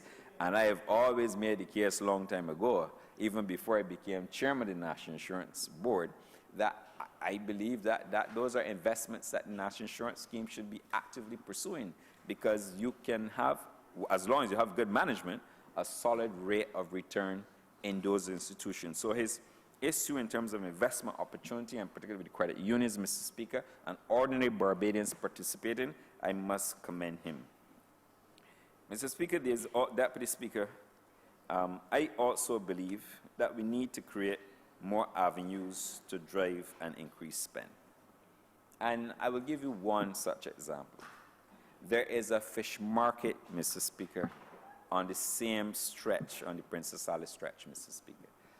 Deputy Speaker, that fish market should be used as an opportunity to showcase the various talents of the fisher folk working in that complex, Mr. Speaker. And I'll give you a citing example. Those of you who know Seattle well, Seattle, Washington, you go down to Seattle, you go down to Pike's Place in Seattle, and you will see what I refer to as an art, Mr. Speaker. I took my daughter there a couple of years ago, and it is an art where you can see the passing of fish from fisherman to fish vendor, Mr. Speaker. It is a wonderful and amazing experience. And I believe it was a long time ago I went there, but I believe it's still there. And and perhaps it's one of their top tourist attractions, Mr. Speaker. And we have to sit and to watch a vendor bone flying fish, Mr. Speaker, is a wonderful art and a wonderful thing. And we do not utilize that at all. For example, there should be tours being organized for visitors to go into the Bridgetown market just to see that craft at hand, Mr. Speaker. But not only to leave there empty-handed, Mr. Speaker, but there are wonderful opportunities where you can create a food and beverage outlet or food and beverage outlets, Mr. Speaker, within such a facility to ensure that you generate some tourist spend. There may be issues, for example, with tourists in taking fish and so on board, but certainly for those who live here and who are staying here in Barbados, there will be no such issue. And that is but one example where I think that stretch, that ought to be done. We have the BADMC building, I believe, there. That could be turned into a minefield, Mr. Speaker. And if, Mr. Speaker, you believe that I'm getting a bit excited, if you wanted, and if I were to invest in that, Mr. Speaker, I'll tell you how to turn it to a very good cash. But I can't do that because that would constitute a conflict of interest. But if you see the glee in my eye, and I tell you if I were owner of the location, I would tell you in short time what the returns will be, and I think they'll be substantial. So I believe that's the opportunity, and I believe the minister is going in the right direction.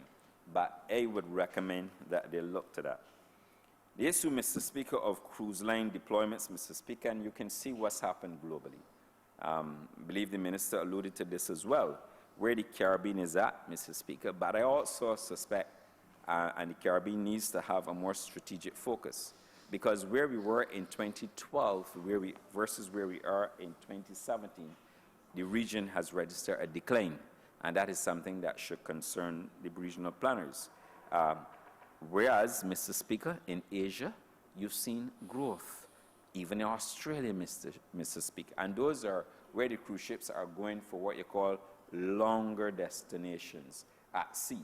And we have to start looking to see, for example, what measures can we institute to ensure that the Caribbean market does not, and it doesn't lose market share to Asia, including China and Australia, Mr. Speaker. But it's something that we have to do. Because the Caribbean region is perhaps the perfect region for cruise ships. Some people say it's like the Mediterranean in the summer, Mr. Speaker, right? Calm waters, except when you have hurricanes. But beyond that, outside of the hurricane belt, Mr. Speaker, you have a wonderful opportunity in what we refer to as the season. You can start November, December, January, February, March, April, May. I mean, we should be attracting ships in no small number. We should have a lot of ships coming to this region. And it's something that we have to work on because, like I said, this is, in my judgment, the region is the perfect market for cruise ships. But we have to understand why is it that we're not increasing our market share. Mr. Speaker, Mr. Deputy Speaker, our destinations, and we must admit, destinations in this region in particular are also competing with modern cruise ship development. And modern cruise ship development, Mr. Speaker, because, you know, the cruise ships are looking to see how many restaurants, and if they believe that, you know, that a Bajan restaurant is a wonderful experience, they too will go and create a Bajan restaurant on the ship.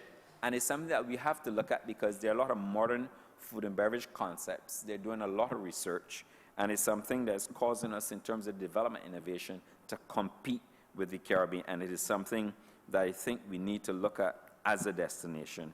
And if we look at and see what the cruise ships are doing and how we can compete with them, I think it'll be a wonderful thing for us to undertake. Because yes, we're losing some market share, and particularly us, Barbados, in what we refer to in the Southern Caribbean, where, you know, market share, we need to improve and increase our market share.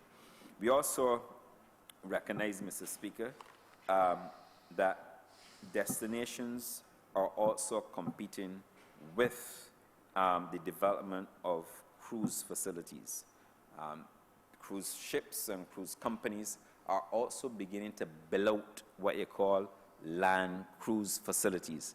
And it's something that we have to watch, and we have to monitor this one and respond with the appropriate strategy to ensure. Because if you have a situation where a cruise ship can, for example, go into a particular area, there buy acres of land on a particular island, and they develop it, then they will take their passengers to that particular location. Now, if they do that, if you don't have the right infrastructure, it will cause a problem. But that is what some of these cruise ships are doing. I mean, you have Labadee in Haiti, for example, and then there are others that I will not refer to, but others that are developing that. And their model is, because the strategy behind the cruise ship business is to try to retain as much revenue as they can, because they have maybe ships that cost maybe $2 billion that they have to pay for, and at the same time, they also have to generate a return on investment for their shareholders. So it's just that we have, I suspect what we should do, I would recommend what we do, is to look and see, go in there, see how the cruise ship business is researching it, see how we can compete, but at the same time have a defined strategy. And I know we're getting there in terms of how we can attract more cruise ships to Barbados, but at the same time, generating enough spend that we, the people who live in Barbados, can also benefit from cruise ships. And I think that would be a wonderful opportunity. Mr. Speaker, and I'll probably, in my final point, the issue of new hotel development. And I know the minister may have spoken some of this, but the issue of new hotel development. And the new model, as we understand it now, is not necessarily owner-operator. It is owner versus operator. And by that I mean that you can have, for example, a hotel being built, being developed, but then you have an owner who will be entrusted to operate the hotel, and you can have different leaseback models, revenue sharing models. You refer to it as you like, but there are different models that you have to work. But I want to make the point that well-run hotels all over the world make money. And as a fact, they make money. And there's some hotels that can generate what you call a flow through to the bottom line, upwards of 30%, once they're well managed. And I really believe that we need to get more hospitality developments into Barbados. But, you know, but some of our enterprises perhaps and some of our financial houses sometimes need to come to terms with the fact that if you have a well-managed hotel, that they too can make a lot of money. Because if you borrow money from the hotels, if you borrow money from the banks, Mrs. Deputy Speaker, they have to pay back. And if you borrow enough cash to build a hotel, you will generate a return if you have good management. And I said it in here before. When you look at the work being undertaken by the BTMI and the Ministry of Tourism and the minister in particular, when you look at the airlift coming to Barbados and the strategy to bring more airlift capacity to Barbados, that speaks volume. Even if you have to enter into a revenue sharing or a revenue guarantee arrangement, because sometimes, and we are not alone, Mr. Speaker. There are other destinations within the Caribbean. You will hear American Airlines, and I believe not so long ago, announce a winter schedule. And the winter schedule, you'll see some destinations you never thought would have benefited from airlift. But they do that because, you know what? You have to calculate the benefit versus the cost. Because if you have a situation, if you had to just give revenue guarantee for number of passengers, there's no guarantee you will pay out the guarantee. But if you have to do it to incentivize the airline to come to Barbados, you do so. But you do so on the basis that for every passenger leaving that aircraft, you stand an opportunity. If they spend 5 nights, perhaps alone on the revenue side and foreign exchange side, perhaps even if you have an average maybe of $300, you may have $1,800, $1,500, depending on the rate charge. You have a wonderful opportunity to generate revenue.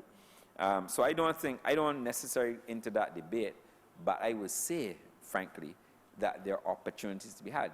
But we are making great strides in respect of airlift capacity into Barbados. And if you don't believe me, try to book a flight out of Barbados, even on JetBlue, not to disrespect JetBlue, but even on JetBlue, Mr. Speaker, to go into Fort Lauderdale. Try going on American Airlines. Can't even get business class seats these days, Mr. Speaker. And the story is not untold, and it's not only with the American service, British market again. Try to book a flight going up to London. Decide that you won't go to London maybe in 2 days' time. Friday full, Mr. Speaker, Saturday, and you see the numbers that they're moving. So, and you see, and Mr. Speaker, an airline don't stay within your jurisdiction for too long if it's not making money.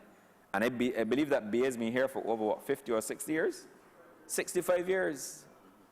The Minister of Tourism makes the point. And you also have Virgin, who came into this market, as they would probably say, as the underdog, and they have performed well, and they're doing very well, Mr. Speaker, and they continue to do well, and they're branching out, and with a strategic intent, obviously, to maximize their presence and profitability on the island. So I think there are wonderful opportunities.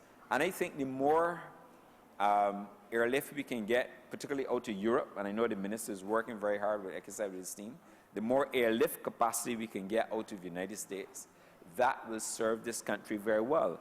But we also need to build more hotels in Barbados too.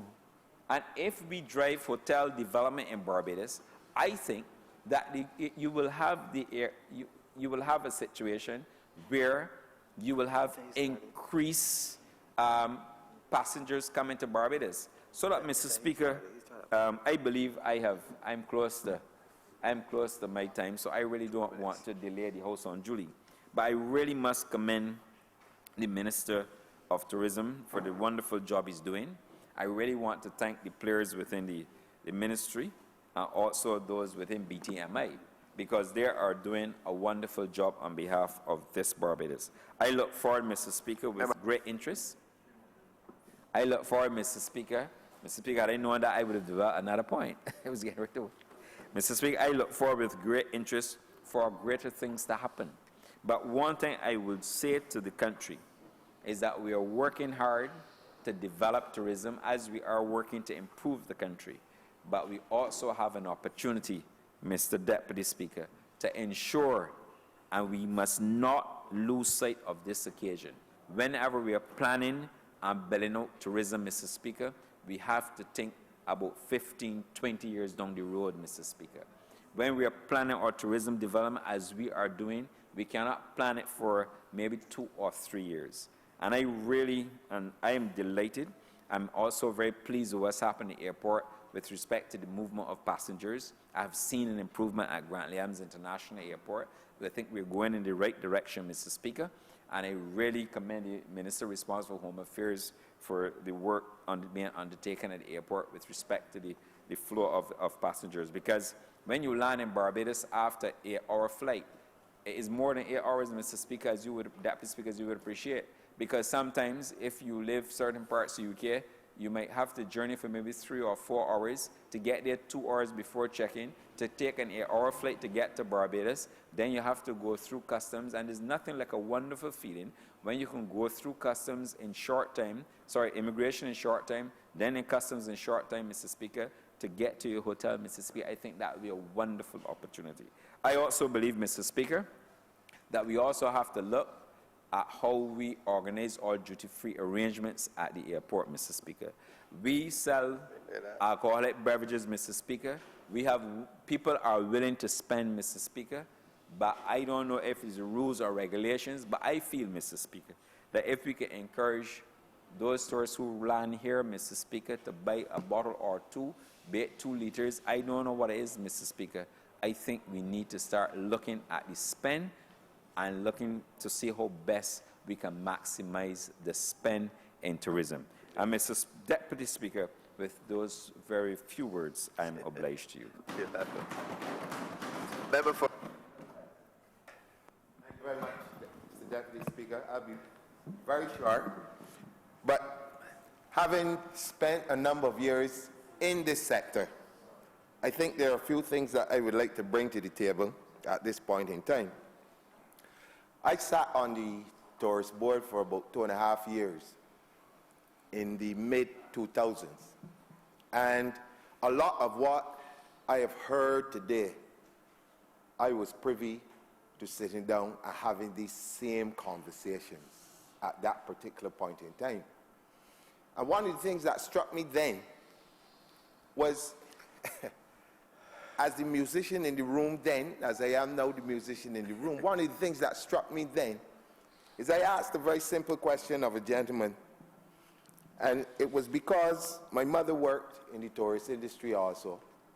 And as a child, she would bring home people every week to have dinner at her house. She was a cook in the hotel. They were mostly from Canada.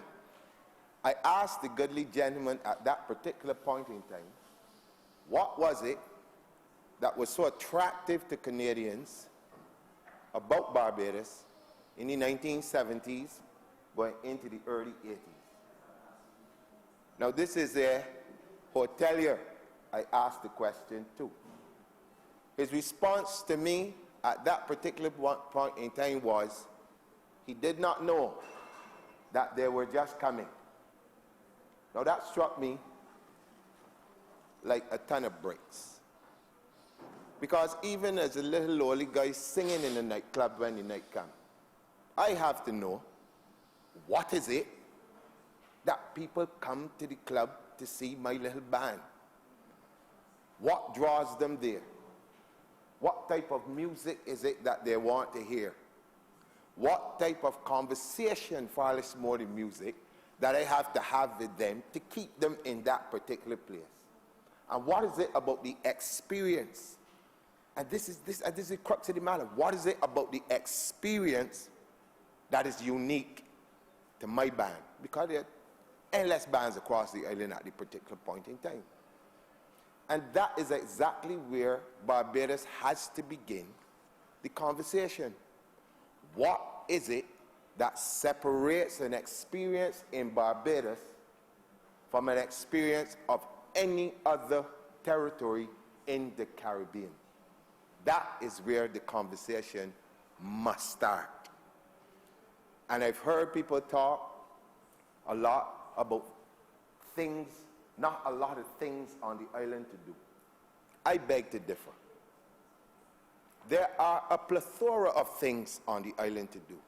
The problem is that oftentimes those persons who market Barbados, and I remember I told you I sat on the tourist board, You have people who find it necessary to market only the things that they are comfortable with and only the things in other areas that they have a vested interest in. The concept of community tourism is not new. But let us be serious. Any of the magazines that you see on any of the tables in any of the places that you go in Barbados will not show you a rum shop as part of the tourist product. It will not show you going somewhere in the Pine or somewhere up in St. Philip to play a game of road tennis as an attraction, or even joining in football or cricket or any of the other sporting activities that are out there for tourists to enjoy, to get the long-stay ones out of the hotels and into the communities to up that spend that we keep talking about. And so the whole mindset of how we view what it is that we have to offer has to change. Coming into the position that I am in now, I have realized that there are lots of things that even living on the island that I did not even know until getting into this position that are happening in the island. If I ask anyone in this room, how many people know that almost every Sunday at Bath Beach there are a number of people kayaking? Or if I ask you, how many of us have gone into Wexman Hall Gully to see fellas who have taken vehicles and turned them into monster trucks, having a wonderful evening out with thousands of Barbadians in gullies across St. Thomas and other places, and seeing thousands of Barbadians involved in that. Now the question is, who is selling this to tourists? Absolutely no one. And oftentimes when I hear people talking about, oh, we've got to spend a lot more money on advertising, I ask one question. Having sat on the board, I saw some results that showed me at that particular point in time that the #1 travel destination was the USA.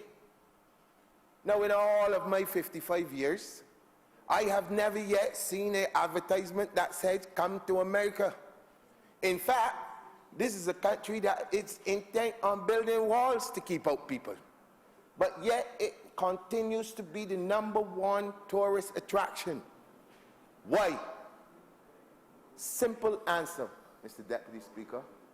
They have used their culture via film, via books, to show people iconic buildings or buildings that they believe are iconic.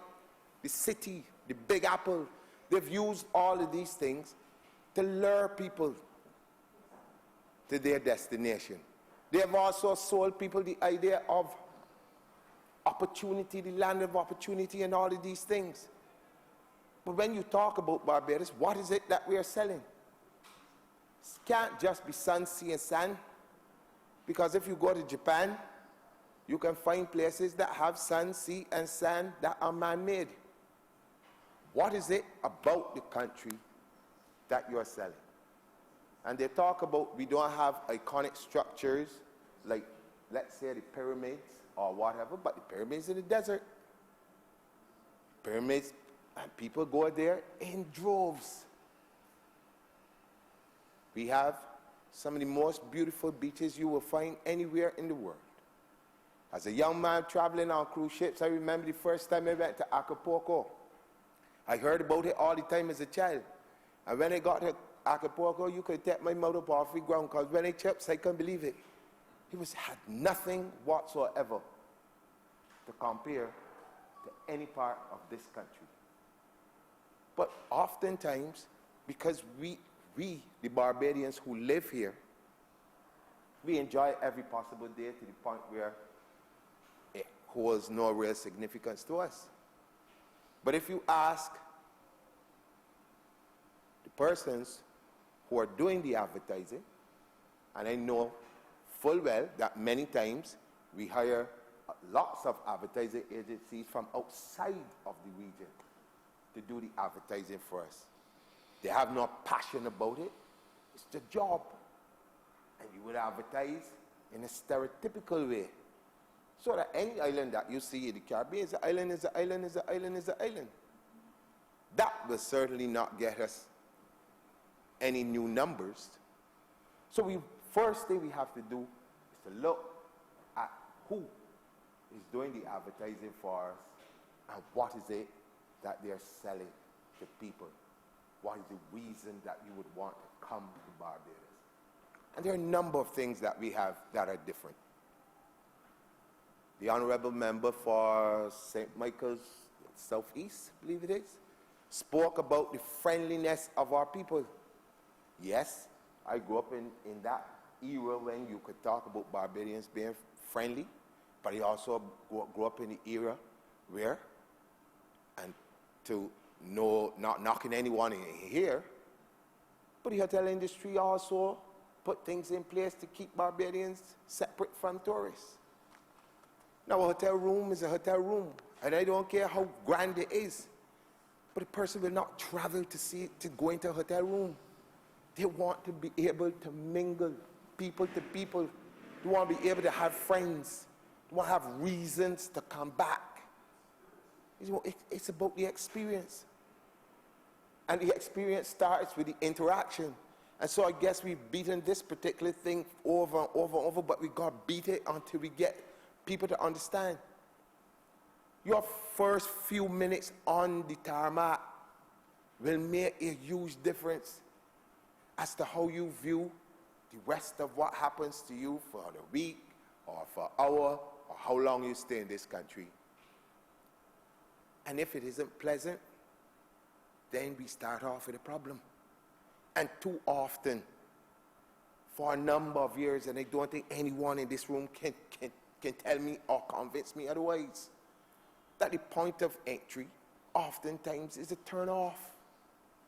And unless we begin to get people to understand that every single person, it was a wonderful slogan some years ago when I was young.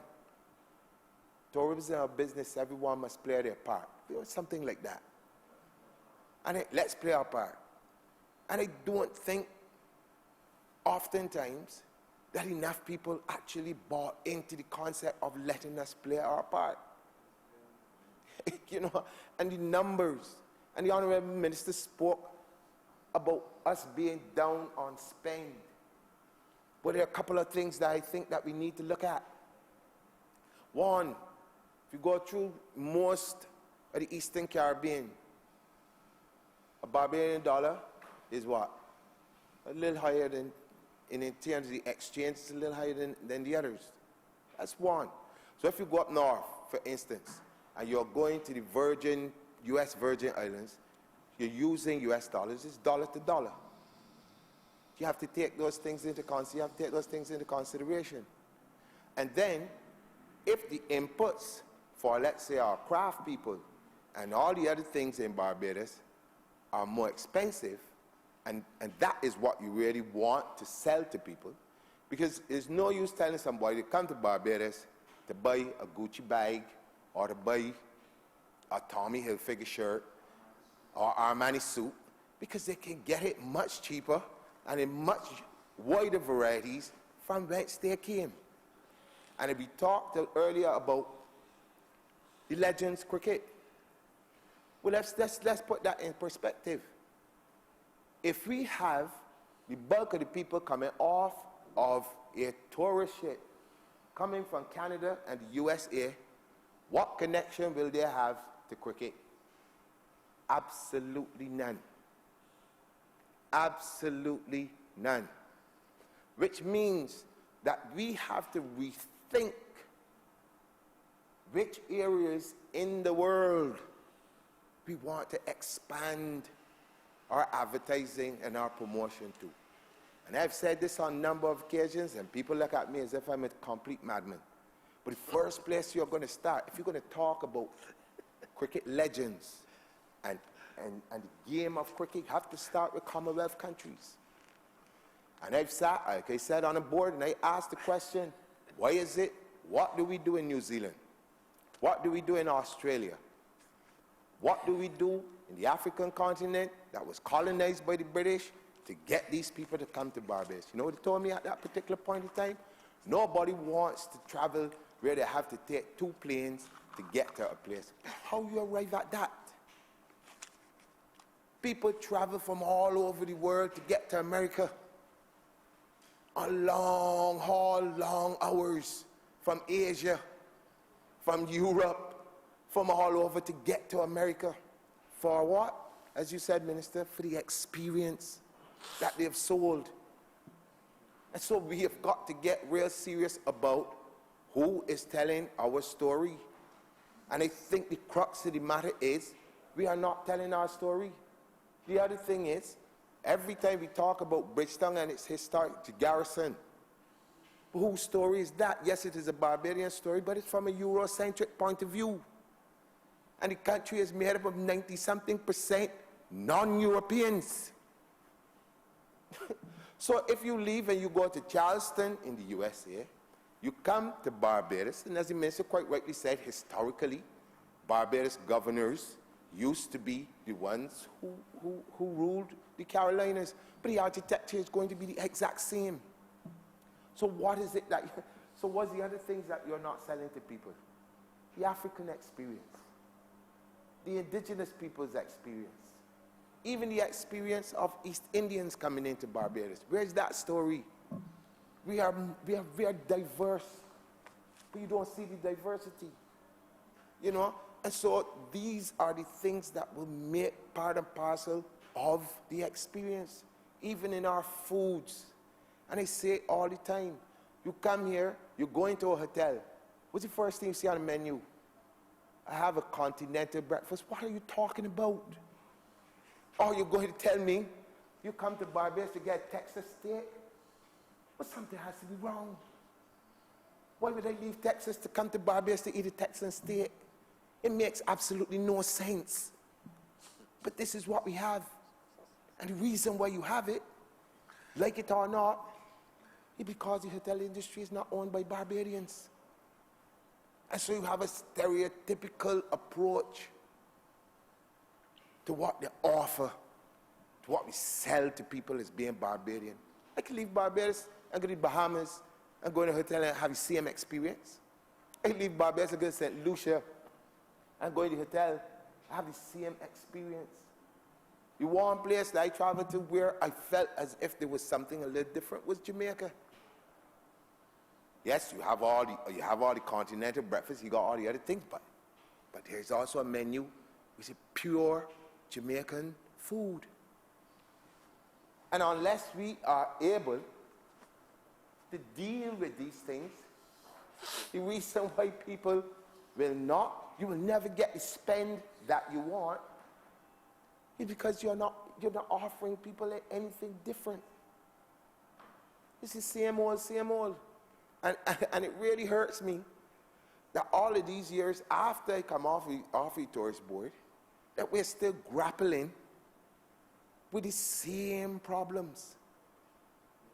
And it's going to take this minister in 2019 to struggle and fight to get things that really and truly, and I'm going to say, the private sector should be dealing with. There's a lot of things. You know, I keep saying government is a facilitator. But the private sector has to drive a lot of the initiatives in terms of the simple things, of the build-out of the tourist industry. I keep hearing people saying all the time, we have to create new attractions. Well, who's going to create the attractions? Government? I think not. But it has to be investment. And it has to be born in creativity, different ideas.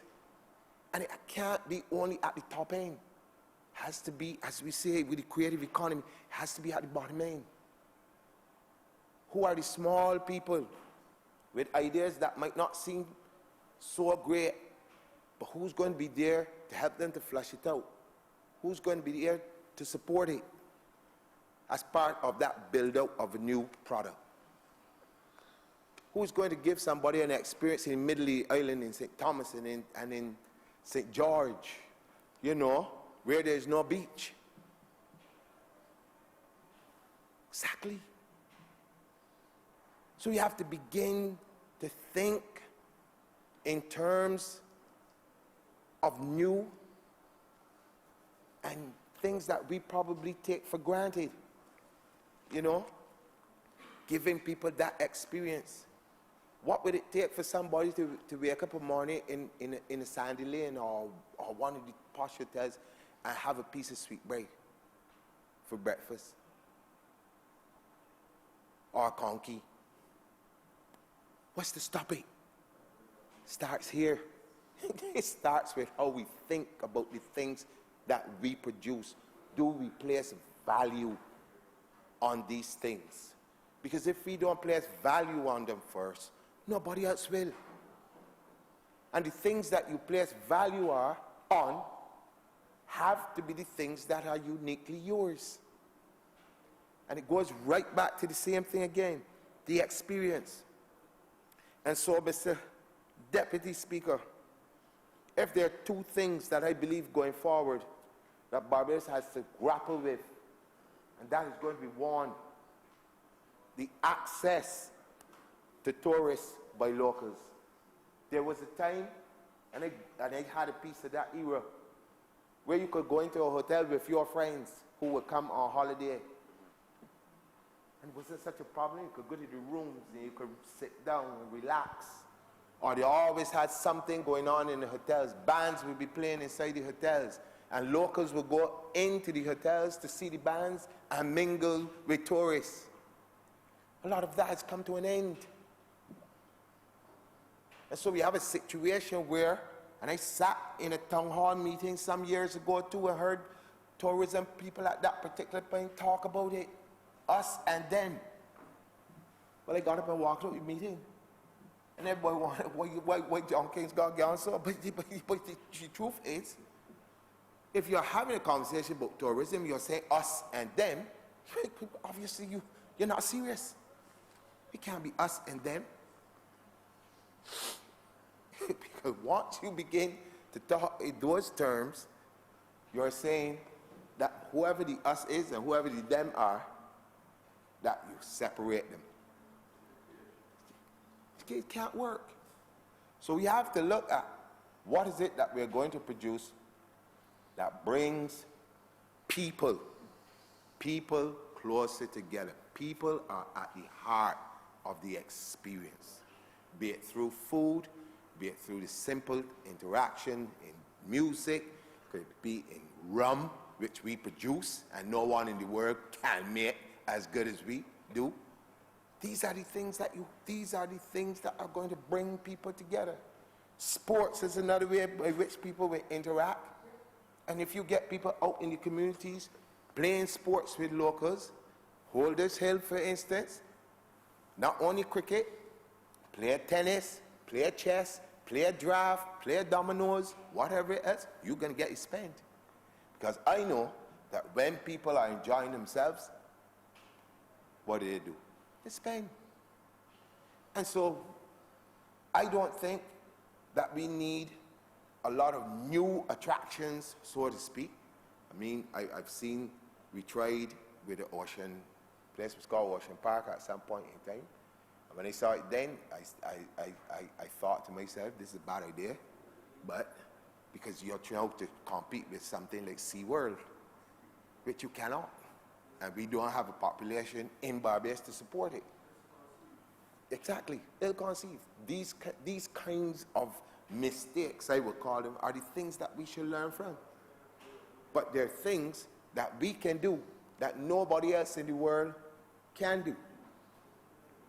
And those are the things, Mr. Deputy Speaker, I believe that it is time where we should put together a real think tank. And I really want to thank the Minister for bringing the resolutions and also the report.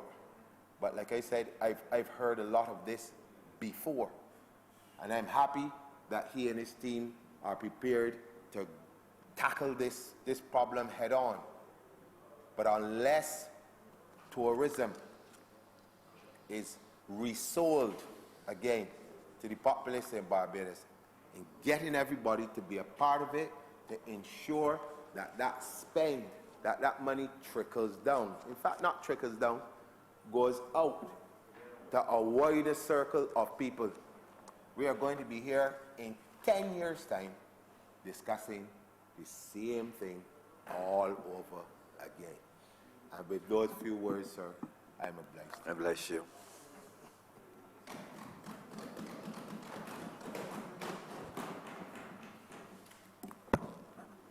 Member for St. Thomas. Thank you, Mr. Deputy Speaker. I want to really express my gratitude at the wonderful performance of my neighboring colleague and friend, the Honourable Member for St. James Central, of which St. Thomas is a large component. And we share borders, and we share constituents who believe that the two of us together can make a tremendous difference. And we have been, sir, and we will continue to be. And I think that he has taken on this task as Minister of Tourism in a real special way. I can see he's dedicating a lot of his time and energies, and I felt very proud this morning to see that the senior staff in his ministry were present here today. It is something that has left Barbados over that 10-year period that was the last decade, where you hardly saw a civil servant to come down to lend support to the minister if the minister wanted in any way to gather information on any matter that would have been raised, on any query, and the files would come down. We have seen again that being rejuvenated in this government, and I would want it to continue, because no minister should be standing on his or her feet and not being able to access information if other colleagues would make queries, that they can get responses. So I can say that I am very proud of his development and the experience that the Honourable Member has developed, and he is in his element in that Ministry of Tourism. I want to say congratulations. The people of St. Thomas and St. James Central are proud, sir. I want to lend my support to this National Cruise Development report, where, like good Barbadians again, the committee or the team that would have been coordinating this kind of information to be brought here today did it as a voluntary service.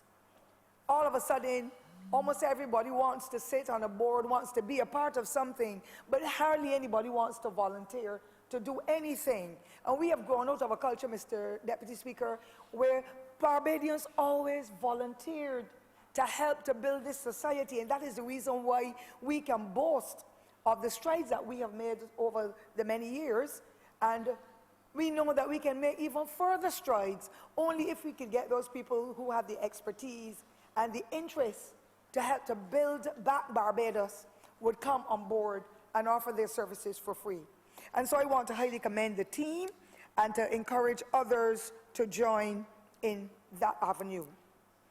I like to talk about inventing the wheel. I know that I am in the departure lounge. Departure lounge meaning I have joined the aged, but having grown up in a village where everybody cared about each other and everybody shared and guided and protected each other's children, I therefore want to include that kind of growing up into what I'm seeing now in Barbados and how we can get back to basics by making sure that everybody understands what is tourism and how can we help to build the product or the project, whichever, or how can we benefit by the tourism product and its engagement. So I say, let us reinvent the wheel. And you know, sometimes the old people tell you, if it ain't broke, don't fix it. Whether we had a lot of things that were not broken and we tried to fix them and we threw them out, like when we threw out the baby with the bath water. So I want to get back to one important area that many young people would not know, but Barbadians have thrown it through the window. And for me, at this critical stage, if we want to really build back our communities and we want to enhance the tourism product that's being offered by Barbadians, we need to get back a housecraft center. And I say this because thousands of Barbadians, particularly women, were trained at the housecraft center. There were persons there, supervisors and so, who taught people how to craft the baskets, to put in the raffia, to make the couscous mats, and there were some couscous mats that were bigger, Mr. Deputy Speaker, than the area where you are now. They were intricately woven in houses, in villages across Barbados. And people didn't have any sinuses or anything that you do now with carpet. It was that wonderful odor that emanated from the couscous grass, because couscous grass roots make perfume, and a lot of people don't know that. We made perfume for the couscous grass roots. And I'm saying that that was a part of the livelihood of Barbadians who would work in the agriculture belt, but on evenings, families will all sit together under a tree in somebody's backyard somewhere, and they will weave the baskets, and then the Housecraft Center will buy it from them. Some was exported. Many aspects of it were sold locally. Training of persons in the hospitality area. And while I agree that the hospitality unit is doing an excellent job, and there are 1 or 2 private firms that will offer service, we have a lot of women and men in Barbados who want to be able to get on board. And all they need is that little certificate or a little diploma to say, I have been trained. And we don't have that kind of service again. Even the school meals is now asking for 2 CXCs. But the Housecraft Center trained those thousands of school meals workers who were working and offering meals to feed the children of Barbados. I believe that if we get back to that, more people will become confident that they are in a position, in a kind of semi-professional way, to be able to do their cooking in the villages. And when the tourists come, they know they can go to Sinti Place and get a good cuckoo and salt fish, because the flying fish is not with us anymore, and we no longer have the sea eggs in the way we do, and we can understand the circumstances. But I believe that that will help us a lot if that training can come back to the village, because the BCC hospitality unit cannot take all, and some people don't have the wherewithal to pay, so that will have to be a pillar that government lays out again to be able to offer those services and the training for free, that our women and our men can get on board, that people see your little certificate in the little area you have cordoned off to say this is where you can sit and have your meal when you come into the villages. People who are coming into Harrison's Cave should be able to stop at Celestine's Bar, as we know they do. She's now getting some trouble though after 26 years of serving the visitors in Harrison's Cave and in sections of Betchma Hall. She's now being told you have to get a toilet. When people buy the food, pick it up and move most of the time. Very few will sit around and eat. And she is now going to be shut down as a result of persons who don't understand. And I know that if Celestine gets shut down, and I know she should come forward with the law. There are so many others that those persons who are pillorying her after 26 years will got shut down too. And I don't want anybody to be out of work. I want every Barbadian to work, because when they're working, it eases the pressure of all the members of parliament. It eases the pressure of all the people in shops, because they will be able to pay for the services or the goods that they get. But I'm saying those persons only want that little certificate to hang up to say, I have been proudly trained by the Housecraft Center, whatever you want to call it, to be able to do my craft, or to be able to cook some meals, make some juices, and help feed the tourists. When anybody goes overseas, they want to try the local foods, get in and drink in the local culture, and be an intimate part of it, but we're not offering it anymore to the public in the way that I saw it as a younger girl growing up. The other thing that I've seen, Mr. Speaker, sir, is that our people had indigenous foods. A lot of these honorable members in here, Mr. Speaker, sir, Mr. Deputy Speaker, you yourself may not even remember how to make, what a cassava hat tastes like. And cassava bakes. The stew dumplings, we now call them conkeys. I don't even know why, because they were stew dumplings all the time, but we follow in other people's thing. Now, a cattle can make a muffin that is different from anything else, because when we hear muffins now, they feel they can go down to the fast food places and use them. Those are not the muffins that were a part of the Barbadian culture, we call Barbadiana. Our coconut breads used to be different, the pone used to be different. And Mr. Deputy Speaker, sir, some rice tea. Yeah. I don't think you know about that either, nor do you course. know of the cornmeal pap. I know rice and But I tea. try the cornmeal pap often, sir, and it is a meal that is so filling. We should call it They rice can and milk, serve though. you for 3/4 Remember? of the day. It was called rice and milk in St. George. Rice and Milk. Rice and milk? Yes. Yeah, but we call it rice tea up in St. Thomas, but it's, 6 is half dozen. And then we had all kinds of drinks. All of a sudden now you must drink one of those aerated drinks for $3.50 as the same bus fare that we're complaining about. And rightly so, because some people don't have the resources to pay a bus fare. But they would rather go to a store and buy something and hold that $3 than to make some lemonade. Make some coconut punch, because dry coconuts are all over Barbados in the villages. Coconut punch can lock you down, Mr. Deputy Speaker, and make you feel so good. The passion fruit, the 5 fingers you call it, I call it the carambola. Breadfruit juice. Yeah. Nowadays, cucumber juice is hitting it off, Mr. Speaker, with a little dash of ginger. And there's nothing that makes it more appetizing for me than Morby with milk, Mr. Deputy Speaker. Barbadians can do that and make a living, and the bottles are being sold here, so they can buy and bottle and sell. But we're rather going to the people's stores and buy all these aerated drinks that are making us sick anyhow, and the Honourable Minister of Health has to be cringing every day in amputation. Every day somebody has to have the kidneys, have to have the heart disease, or whatever attended to in an emergency way. So I want to ask Barbadians, let us get back to basics. Mr. Deputy Speaker, the herbs, and I'm not talking about those that are illegal, sir, because I've never tried any of the legal ones, nor do I have to know. Since I've lived so long and never have been sick yet, I don't think I will need the ones that are the illegal ones. But I can tell you, sir, the lignum vitae, the cuscus grass, the lemongrass, the horehound, the Circe bush, I'm dashing some bay leaf and nutmeg, and so those bush teas serve medicinal purposes. And we've thrown them out to the window as well. We need to get back to the basics and see how we can continue to work with those persons in the villages. You will see them down in Cheapside and up at Fairchild Street and so in the market with the trays, and these old ladies have all of them there. And that is why we were never sick as children, because as soon as we had a belly hurt, you had some castor oil and some aloes, and aloes is one of the best. Aloes will grow anywhere. Once you plant it in a pot, in a hole, aloes will grow. Those are the things that we need to use to cleanse our bodies and to help to keep us healthy. That is Barbadians. And if our visitors come among us and they see us doing it, we can always have a little coffee or tea bar set up. I call it coffee, not even coffee, a little herbal bar. And we will explain what that means. And then tourists come in, sit with us, sip a cup of tea when they come out of the sun, a cup of the same lignum vitae, a cup of the same nutmeg and bay leaf and so. We're not doing it, we're throwing it out. We want everything in a package. We can package it too, and some young Barbadians are packaging it, but not enough to capture that market for visitors to say, know that this tastes so good, let me bite 1 or 2 and take back to my family, and that will they will keep talking about the experience that they have had on this country.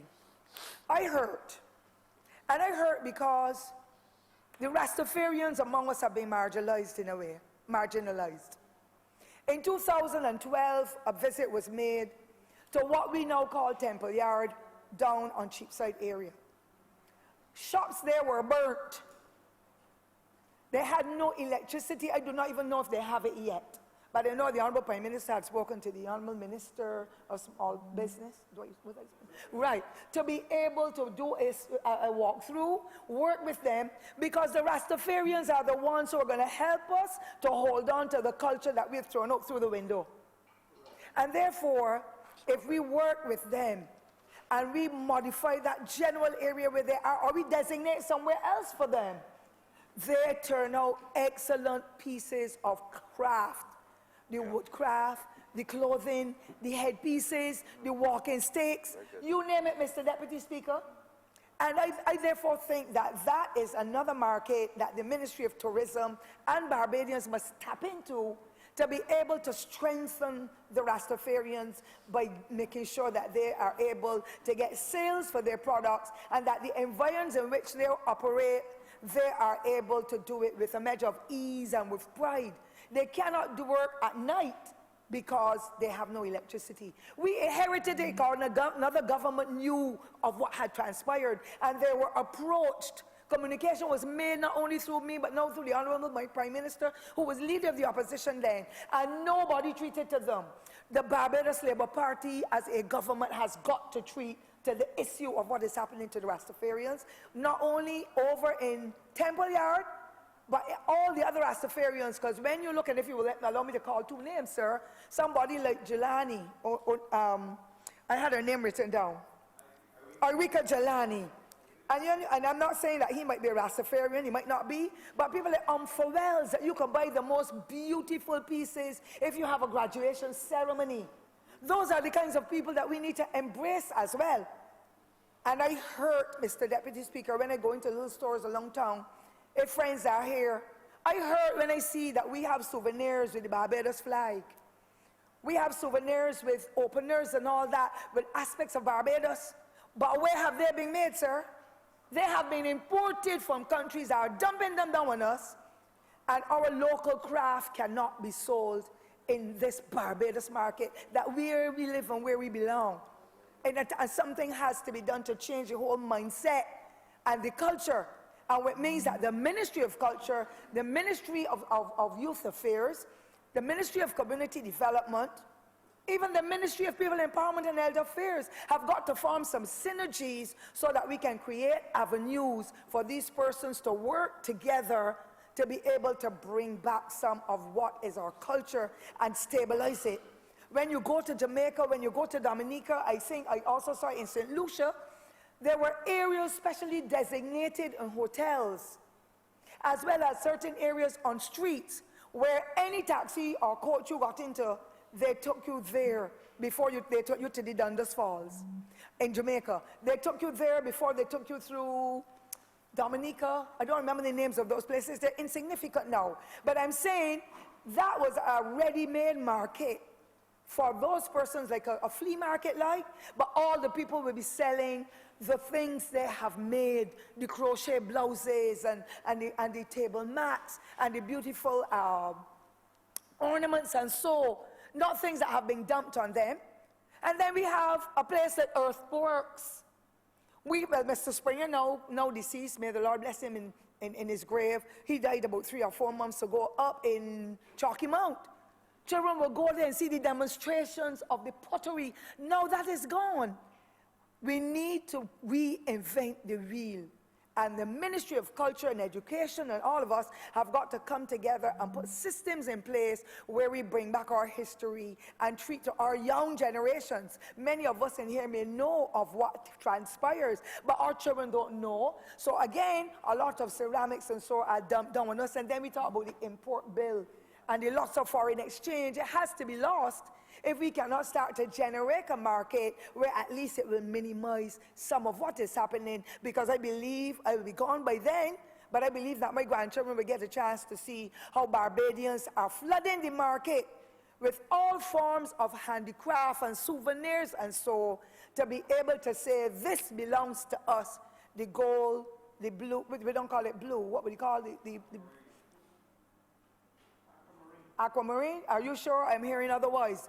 But anyhow, the colors of our flag, we want to be able to see it and done by local people. I've seen a lot of young women and men who are now taking different threads and beads and so, and they're making souvenirs, but they don't have a market for them. So there has to be some kind of housecraft center, some kind of location for them to be taught about marketing their business. And I believe that the Rural and Urban Development should be doing it.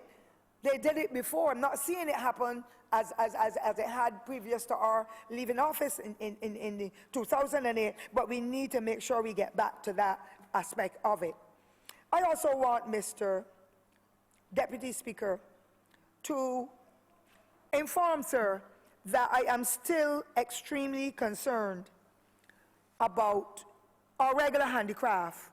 I know that Mr. John Watson and those, I think it's called Roslyn. I don't remember the names of all the titles now. I'm not being moving around in the same way. But they have been doing excellent work as well with the raffia and the hats and the table mats and the coasters and so on. Those are the things that need to be brought to the fore. And we have to designate areas where they can be specifically placed so that locals and visitors among us can have access to them. Now, I know that growing up in the village, and of course we didn't have the kind of reckless drivers and the rude and disrespectful people on the road then, as we do now, but I'm sure that we have roads where we have cul-de-sacs, that we can embrace our visitors among us and let them see other aspects of our culture with the games that we played. And Mr. Deputy Speaker, I'm not going to mention Hitty Bitty, that might have been your favorite. And young colleagues in here don't even know it's Hitty Bitty, they don't even look around. But Hitty Bitty might be a little too intimate now for the persons that we deal with who don't understand. But we played that game, and there was never a negative thought in our head about anything with touching. But I would not want to say Hitty Bitty. But I know that in our villages, in our cul-de-sacs, we can draw some hopscotch for the games that we play. Our little children can sit and play jacks. They can skip. They can play puss-catch-a corner. They can play rounders. That is a part of our culture. That too has gone. Minister, sir, of culture, your ministry's work, sir, is cut out for you. I'm going to be a pain on the honourable member's neck. I wouldn't speak to him directly at all, sir. I wouldn't disrespect your position. But we need to get back to the villages and get back to basics and help our people to develop. And once the visitors come among us, they are going to even try to dance under the sticks that you have where you can do the limbo dance. It does not have to be with any fire, but they enjoy doing it. We can help them out. We need a location where our women can get a chance, where they can braid hair. Some of them have to do it on the beach in the open air.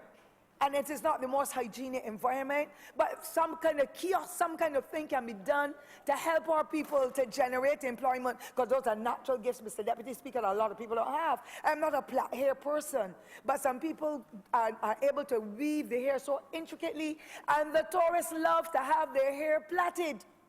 They have to have the manicures and the pedicures and so. But how are we going to do it is another story. But for me, that helps to bring them closer to home to make the difference. I want, before I close, sir, to say that our culture needs to be revived. The intergenerational linkages are pertinent. And this too can be an integral part of our tourism. And the product that we offer. Our senior citizens have the oral history in their heads, especially those who are in the 80s and 90s. The majority of them can tell you what happened with the rebellion and with Bassa. Is it Bassa? No. The rebellion in 1937. The riots of 1937. They can tell you word for word. They can tell you the names of the people who lost their lives and so on and so forth. But where is that history written beyond what we might get in the archives? And so we need to engage the elderly and have some sessions, and they will be willing to talk about their upbringing, how hard they work in the day and the night, how many children they raise, the role that the midwife used to play to come up to have to deliver the babies, because we had no clinical hospital. My mother had 8 children. None was born in any hospital, but they were all born healthy because there were midwives in the communities who attended. Let us talk to our children about those things, but we need to capture it on recordings, but live, where our children can come and sit at the knees of grannies and old aunts and uncles and so, and learn. We need to put some grandfathers and grandmothers in schools too, because there are some children who don't see a father. There are some though who don't see a mother. But that is another point, because I'm really into the tourism thing. If we could get that happening, Mr. Speaker, it would even help to strengthen the project that the National Assistance Board has undertaken and is spreading like wildfire. Almost every community is now asking, because they do handicraft. I have seen, Mr. Deputy Speaker, an exhibition last year, of which I was a part of it, at the Grand Salle.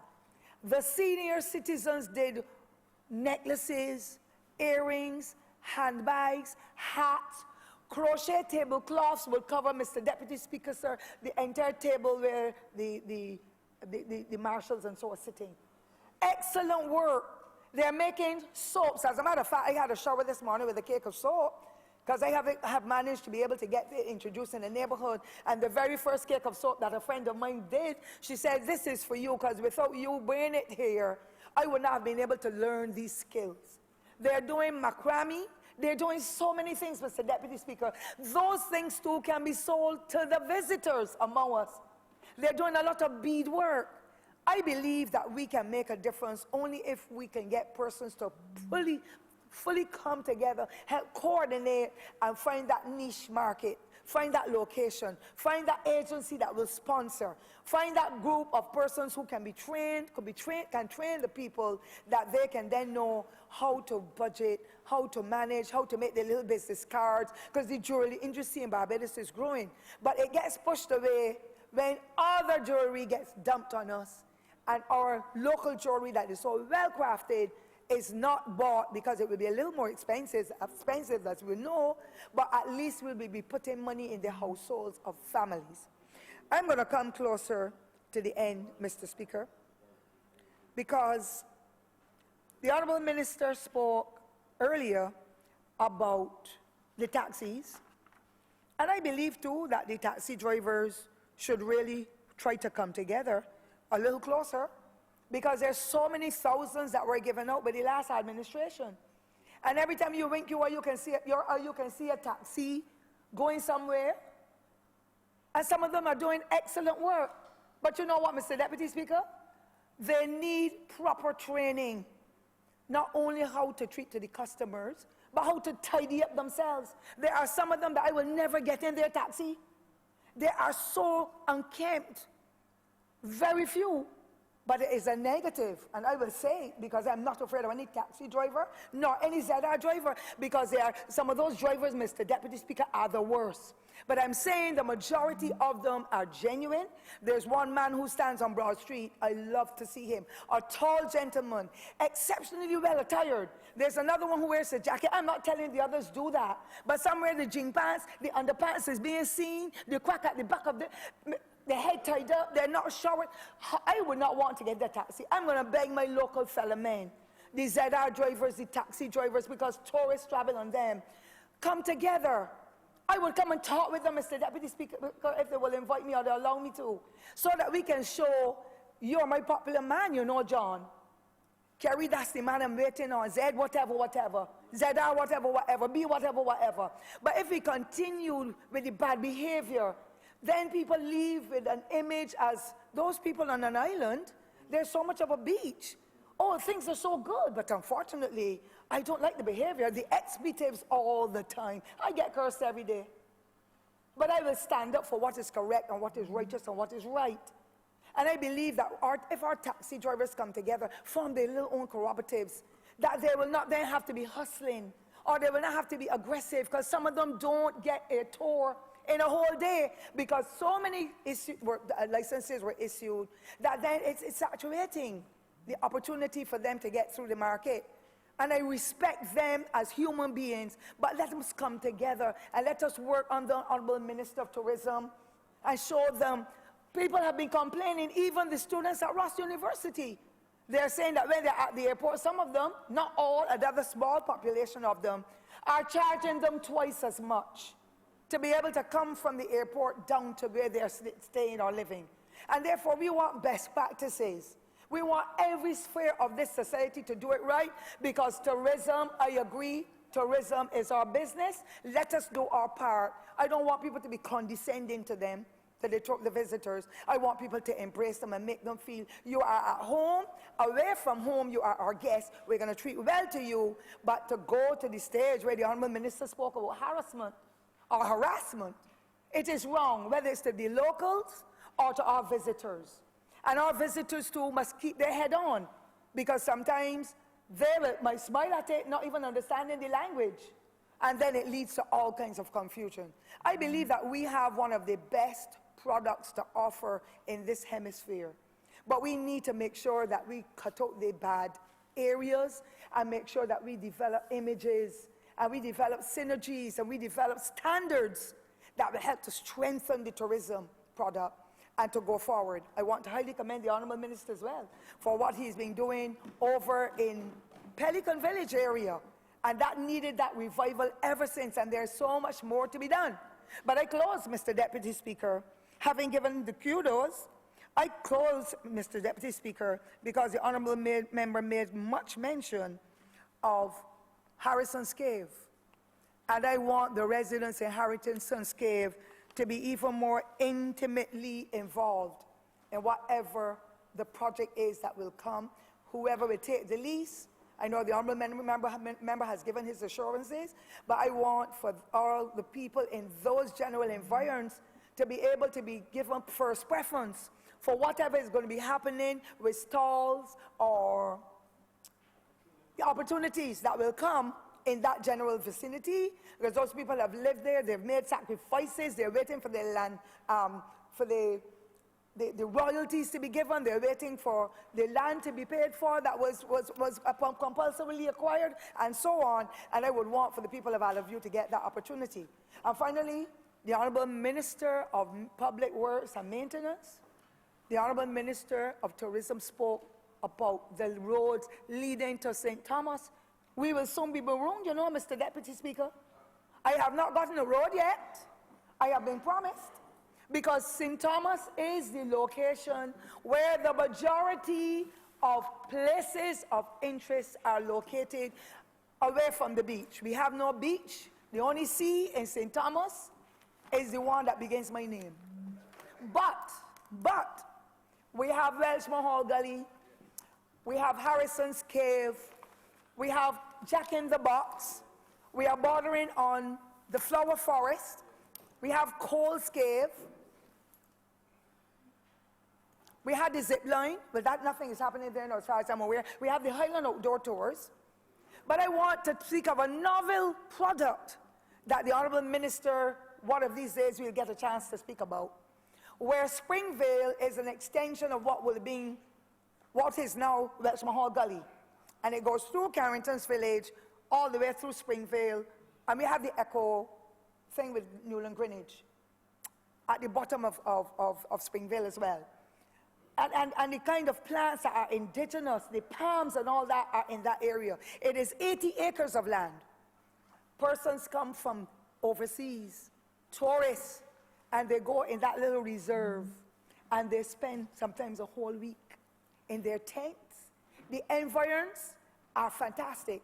And for me, that derrick that is in Springvale, where the manjat used to be mined, I would have spoken about it more than once, where the natural gas pipes are, the government can use that to be upgraded so that tourists can go and visit to see what life was like in the 1920s and 30s and 40s, because there's still vestiges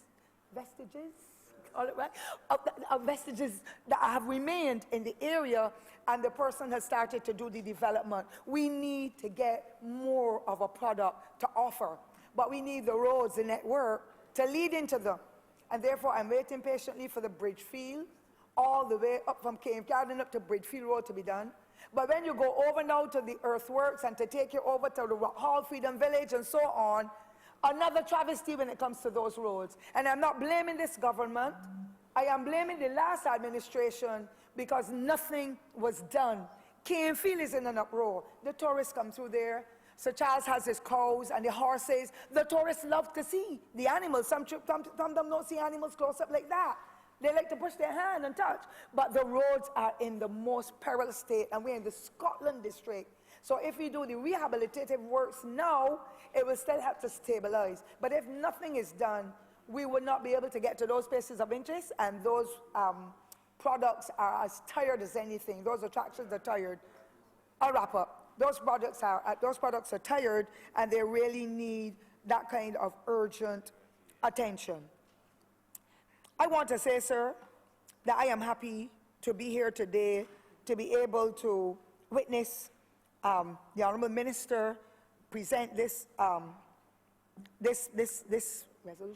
resolution, and the efforts that he would have taken to be able to have a record time in presenting to the public of Barbados and to us what has been happening in his ministry. I am happy for him, and the only other thing I would like to caution him on is that the cannons that were stolen, that are on people's private property. You won't see any anybody in St. Thomas House because we ain't got no sea, we ain't got no cannon.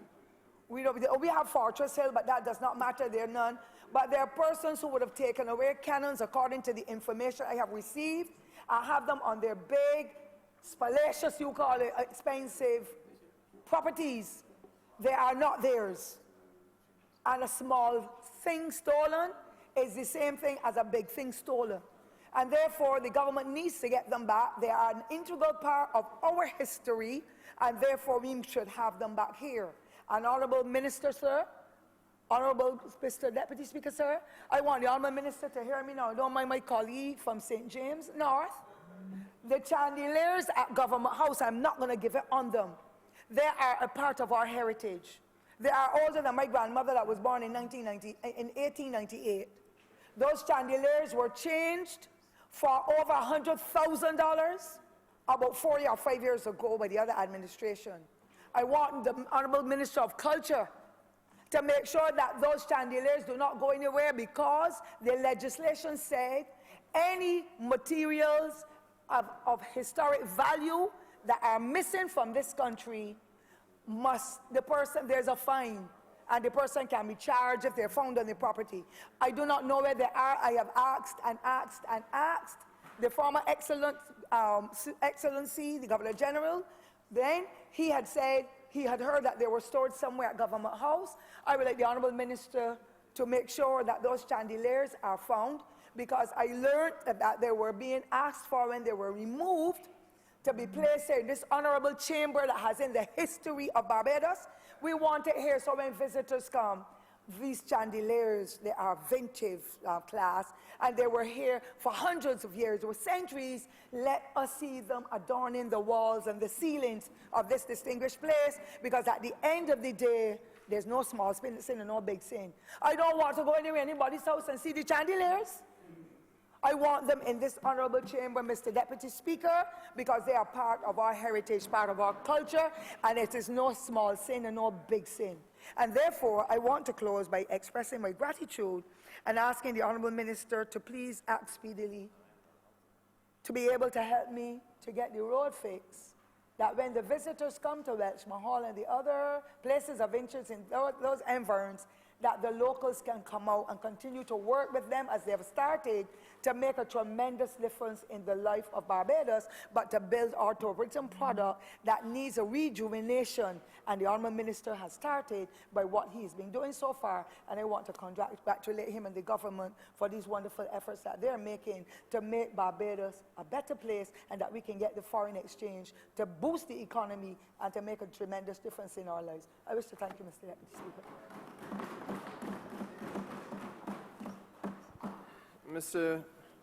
Mr. Deputy Speaker, sir, I want to begin by thanking all honourable members who participated in this debate, and I want to specifically say a word of personal thanks to the honourable member who just took her seat for her candour. She is known to be very forthright, sir, but she was exceptionally candid this evening and straightforward. As straightforward as only someone that they call Auntie Cindy could be in Barbados. And Mr. Speaker, sir, I am sure, and I am also known to be sometimes too forthright, but I am sure, sir, that as the honourable member for St. Thomas spoke, there would be people out there within earshot of her voice on the radio who would have stooped their mouth and said, "Our crochet, or handicraft, or lignum vitae, or coconut milk, or cucumber juice, or beadwork, or any of the other things the honourable member drew reference to, got to do with tourism." And that, Mr. Speaker, sir, is perhaps the substance of the challenge that we are trying to overcome in this administration in Barbados of today. Because, sir, there is a concept that, to be very frank with you, certain things that are indigenous, certain things that are genuinely Barbadian, certain things that represent the people that send us here in thousands of their numbers, sir, ain't got nothing to do with this business that they call tourism. And sir, it does not sit well with me. You know, as I listen to this debate, I recall days at university when I had the privilege of reading a lot of political science books and economics books and social policy books. And there was a particular book that came to mind called Small Garden, Bitter Weed, written by Professor George Beckford and Dr. Michael Witter, Political Economy of Struggle and Change in Jamaica. And it came to mind, Mr. Speaker, sir, because the authors drew the picture of a social and economic pyramid, a pyramid of social stratification, which represented Jamaica, but which is equally capable of being transplanted across every part of the Caribbean, the English-speaking colonial, post-colonial Caribbean. Mr. Speaker, sir, where at the apex of the pyramid you have a Eurocentric view and a Eurocentric body of persons who represent the economic top of the country. And at the base of the pyramid, sir, there's the Afrocentric base, bottom tier of the society, representing the so-called poor black working class masses of the country. And their theory, Mr. Speaker, which I believe is capable of withstanding any challenge in any part of the Caribbean, the theory is that the policy, the social and economic policy, post-colonial Barbados, post-colonial Jamaica, post-colonial anywhere in the English-speaking Caribbean, has been influenced by the economic power at the top of the social stratification ladder. And that the priorities of government are determined by the economic top of the social stratification of the ladder, of the pyramid. And that the financial pressure on politicians who are elected by thousands of the masses, but the financial pressure on the politician to act in a certain way is determined by those at the economic top of that social stratification ladder.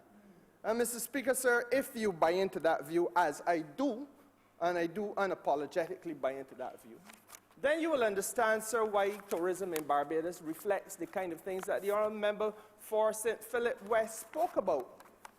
Because the priorities, sir, the view that there are certain things that can never happen in this country and some people who can never be incorporated. When he reflected on his days on the tourist board, as it then was, sir, that, sir, reflected or caused me to remember the challenges that, to some extent, as he says, still exist in Barbados today. You know, the Honourable Member, the same Honourable Member for St. Philip West, would have spoken about the Eat with a Bajan campaign. And again, the issue of why that didn't get traction. Well, I could tell you, sir, it didn't get traction because there are people who are close to the sector who feel that eating with a Bajan has nothing to do with tourism and should not be part of the tourism offering in the country. Let us be real. And as minister, I have rejected that view with every fiber of my being.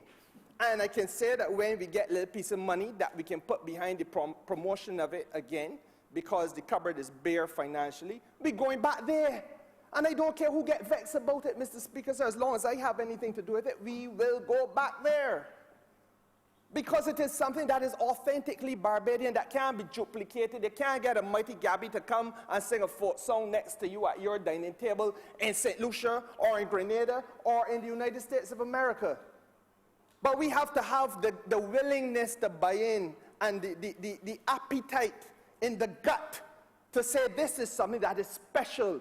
And let us put the culture of the black people of Barbados and the villages of the Barbados for the world to see and be proud about it. And not shy away and hide away and say that it is not sufficiently representative of that which was colonial England, Mr. Speaker, sir. And as I say, you know, the hypocrisy in this and the foolishness in this is that there are people who say that that ain't good enough, but he who ruled Great Britain and was elected 3 times as Prime Minister of Great Britain, Tony Blair, come down here 6 years in succession to lime in a rum shop and lime alongside the road with the Barbadian people. You know, Mr. Speaker, and this is it. So he who is as English as any Englishman, uplifted by the whole of England to be the leader of their land, democratically chosen 3 times, one of the best prime ministers England would have produced in recent years. And then, Mr. Speaker, sir, he could see it, come be part of it, accept it, want to be as much involved, bring your whole family down here, Mr. Speaker, sir. And there are folks here who want us to frown upon our own. Now, Mr. Speaker, sir, it can't work. The reason why there are those who would push back against the idea of a fish market experience working in Barbados, so that you go into a fish market and you dine. Not only you go into fish market and dine, but you go into fish market and learn how to bone a fish, how to scale a fish, because you're teaching people who are strangers to our country something that they can't do in Idaho.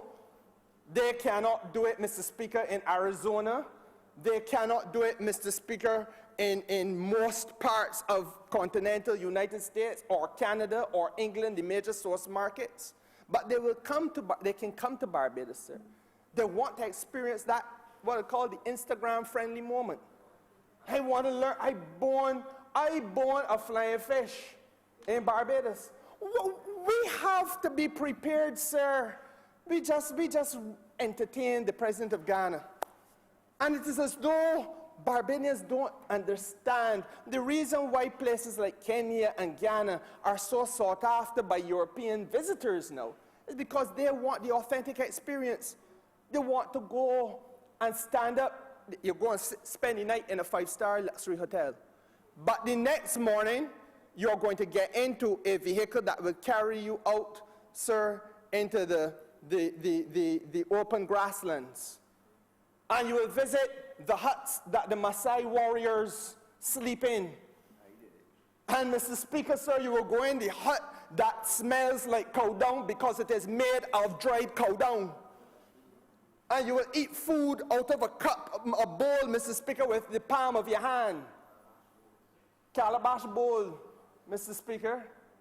And then you will have the photographs and so on, because that was your Instagram-friendly moment. That is your authentic experience.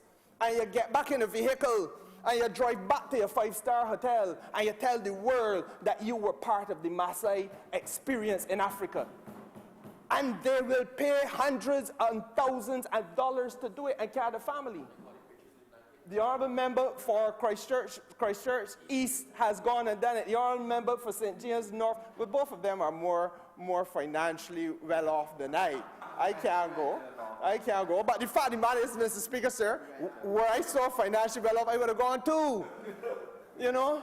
But we have to be real, sir. So what is this pushback that I hear in some quarters?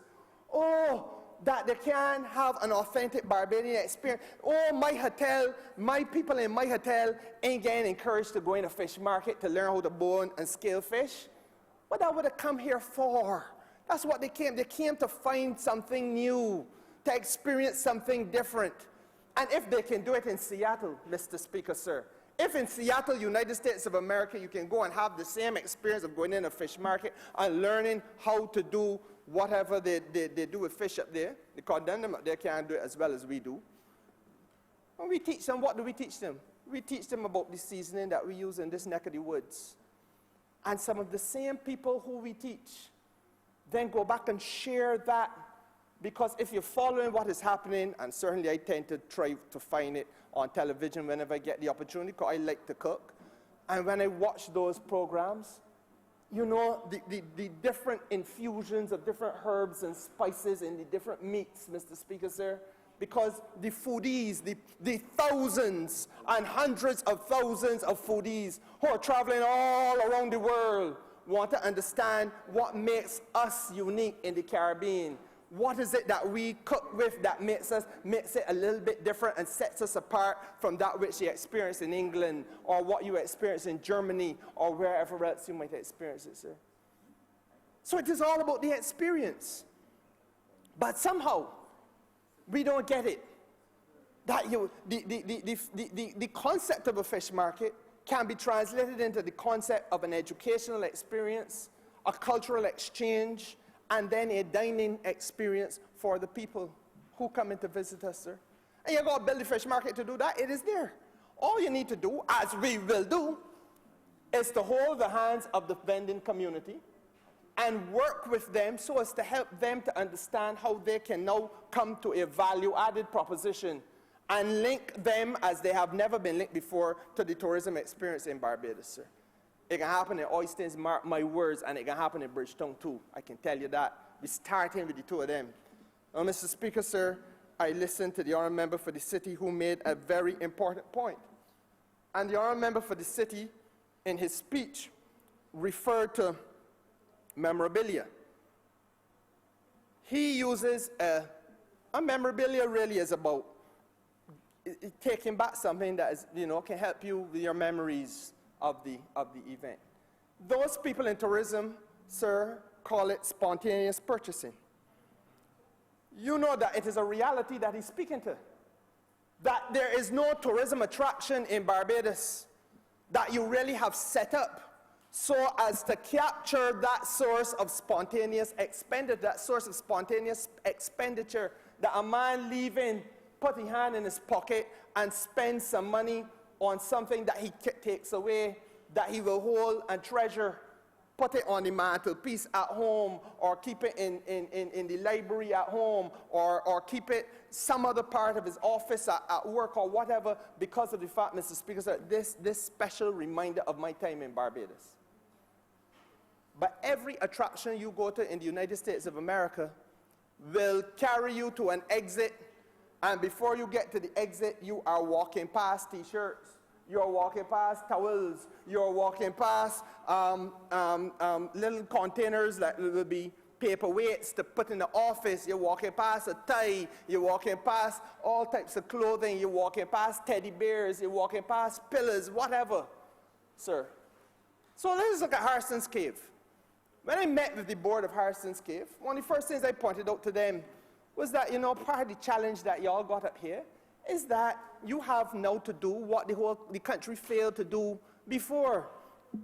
You have to have people being able to leave Harrison's Cave, and as the little children leaving, they're pulling daddy's hand. Daddy, I want to buy that green monkey teddy bear. But guess what?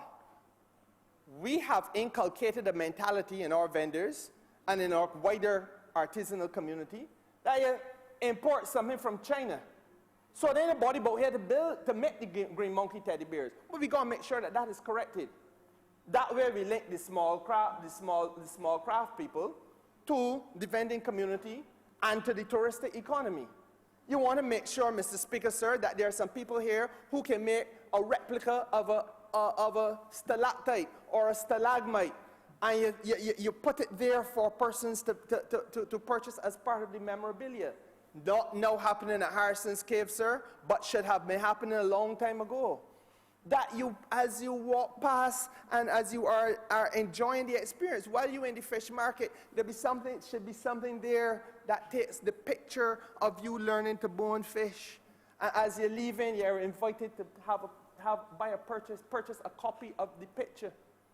And people will say, well, you know what? This would be a good thing to keep home at me. But on the same cruise ship, you cannot spend a night on the cruise ship without being invited to take photographs. You're going to the captain's dinner, photograph time. You're going to the cinema, photograph time. Walking down the corridor, photograph time. Mr. Speaker, sir. But tell me, where in Barbados do we do this? And every time you do that, you're taking $1 or $2 from the visitor economy and adding it to that elusive thing that we call spend. And that is what it is about. It is about a commercial proposition that continues to drive expenditure time after time after time again. And part of the responsibility, and indeed part of what the Cruise Commission is urging on us now, is that the BTMI plays a role in holding the hand of all of the people in the private sector, the small people. Because I don't feel that I need to tell a hotelier or any of the big boys that are so blessed that they have offspring who are going to inherit their multi-million-dollar establishment. Poor little me can't come and tell them what to do, but I can say to those small people who may need a little bit of help because they perhaps might be more interested in hearing anyhow, how to help drive this thing that we call expenditure. And Mr. Speaker, sir, the reality is that, again, the other useful and substantive point was made by honourable members who spoke to the question of training. And I cannot help but say, sir, that part of what we have to do is to have serious training programs that help us to help our people to understand the role that they play in the value chain. And I'm going to keep using the language because that is really what Barbadians must now understand. Tourism is part of a global value chain. Where is Barbados located in the global value chain? Where is the cruise subsector of tourism located in the value chain? How do you improve your position in the value chain? What value do you bring to the process as a player in the market? And how does training help you to improve your value? So that you are dealing ultimately with a set of people who understand that they have a stake, and how they can improve their stake in the game is how they can improve their wealth, how they can improve their wages, how work becomes something that is more meaningful for them, Mr. Speaker. So it is a developmental thing that we should be engaging the country in.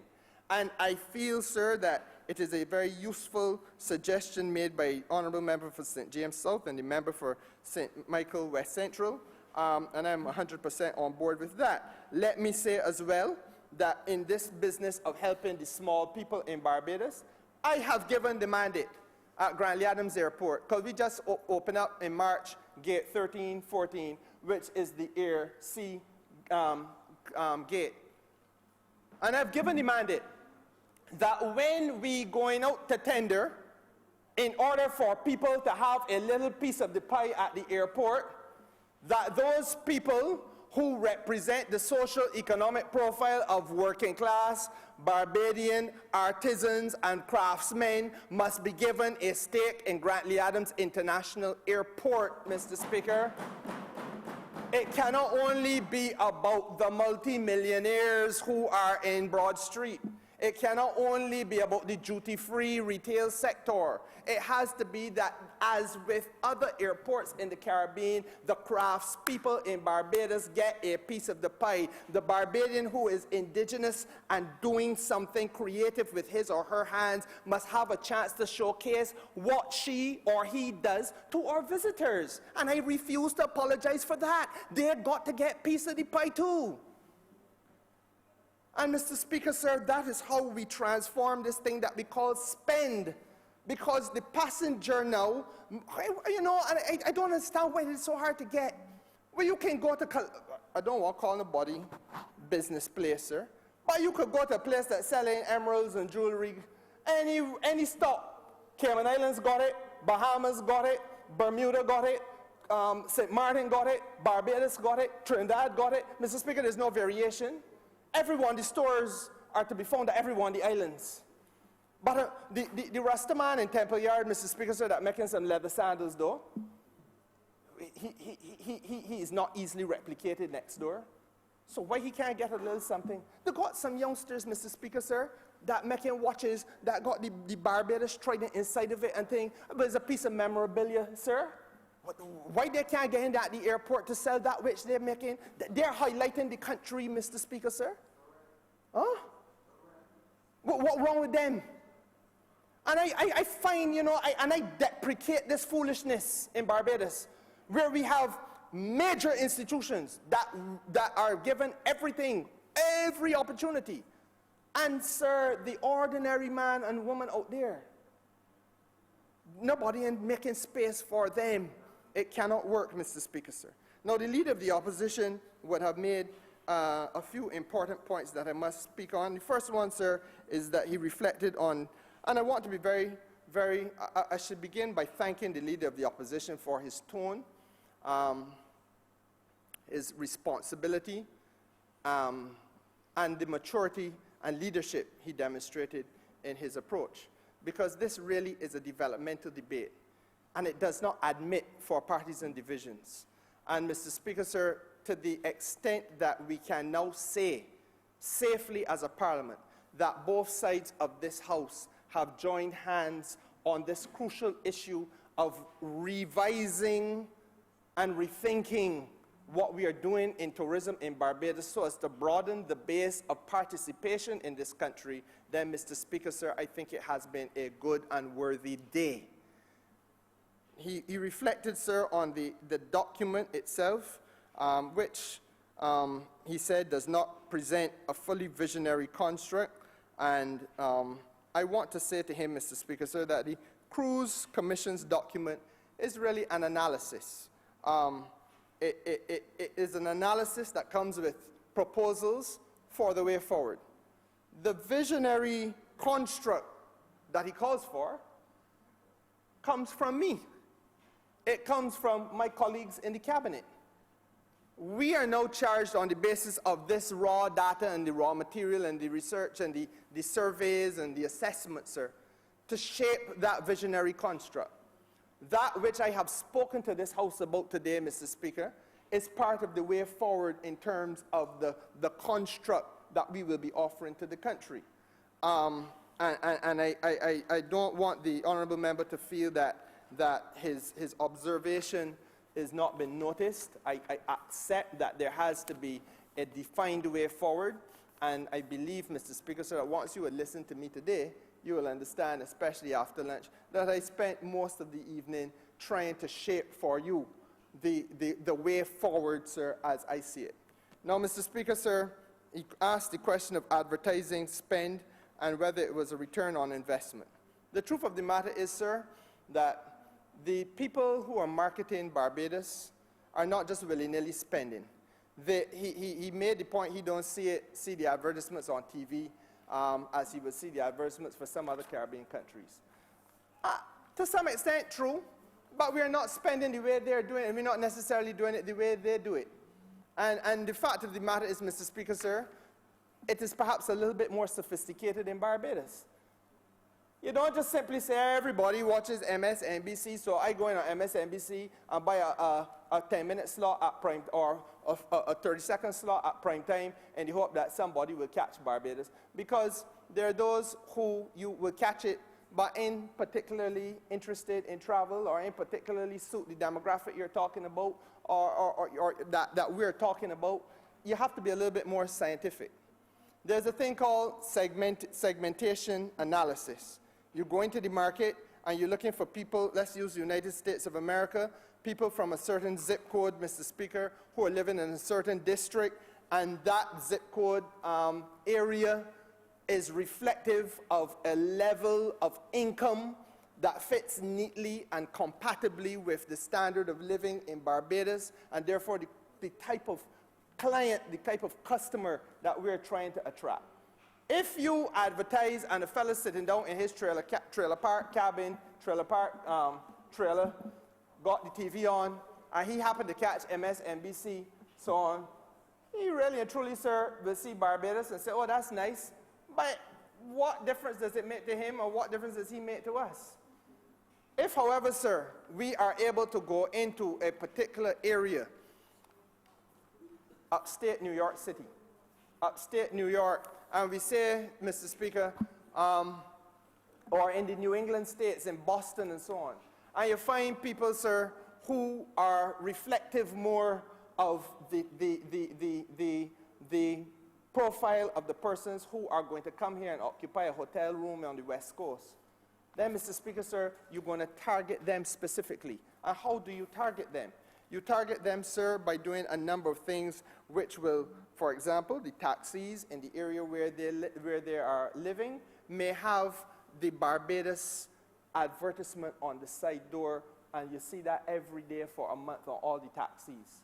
You target them, Mr. Speaker, sir, because when they go into their cinemas, the first thing they do when they sit down and the show starts is a come to Barbados thing, and you have a display of Barbados right there on the big screen.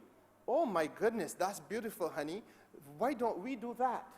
You target them, Mr. Speaker, sir, when they get in the first class compartment of an aircraft or a mint cabin in JetBlue, Mr. Speaker, sir, and they turn on the thing, put on the headphones. One of the advertisements that pops up as soon as they go on to the television entertainment channels is a visit to Barbados and how you could get a visit to Barbados. So that you are doing a form of advertising, sir, that is on the basis of the segmentation analysis, specifically targeting in granular detail different areas and different categories of people. Now, Mr. Speaker, sir, the honourable member also asked whether we are filling the rooms in the country. I believe, sir, that he must have forgotten that you could not find rooms in Barbados in January and February this year during the Cricket World Cup. And it is for that reason, sir, that we have to get real about our capacity. 6,500 rooms is where we were 10 odd years ago. That's the truth. We lost considerable amount of rooms, and then we had to regain. So we have not really grown. And I have made that point in this House before. And it is necessary for us, Mr. Speaker, sir, to understand that there's an importance also to have refreshed conference facilities that are capable of even greater amounts of conference capacity, and also, as many members in the House here have said, relooking and rethinking what we're doing about our attractions. Now, Mr. Speaker, sir, the honourable member also spoke to the question of how we do the calculation and of what visitors are spending.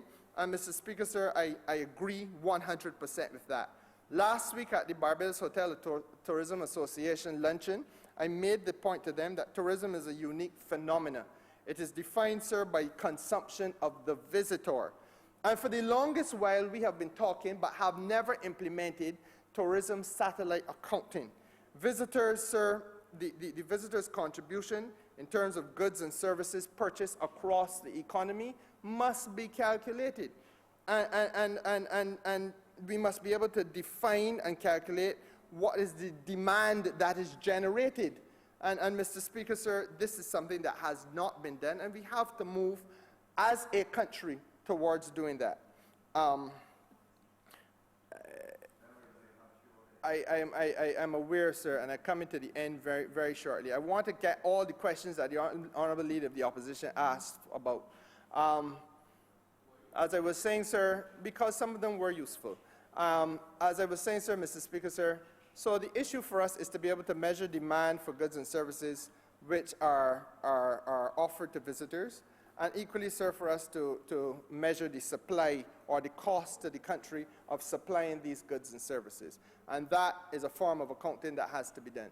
But I also want to say, Mr. Speaker, sir, that for the second time, the Honourable Leader of the Opposition has raised this question of gaming tables and whether we are introducing gambling to Barbados. And the honourable member, sir, I want him to continue to try to be as mature as he was when he started his speech. And let us get past this frivolity. You know, if you go on your phone, Mr. Speaker, now, and you Google gaming tables, a few things are going to pop up. Google whether gaming tables are gambling. Put that question in your phone and Google it, Mr. Speaker, sir. And you are going to see that a poker table comes up and they explain what is poker. You will see, Mr. Speaker, that a blackjack table comes up and they explain what is blackjack. In all those cases, sir, it is a situation where people are placing bets within a casino. They talk about craps. It is a game of dice.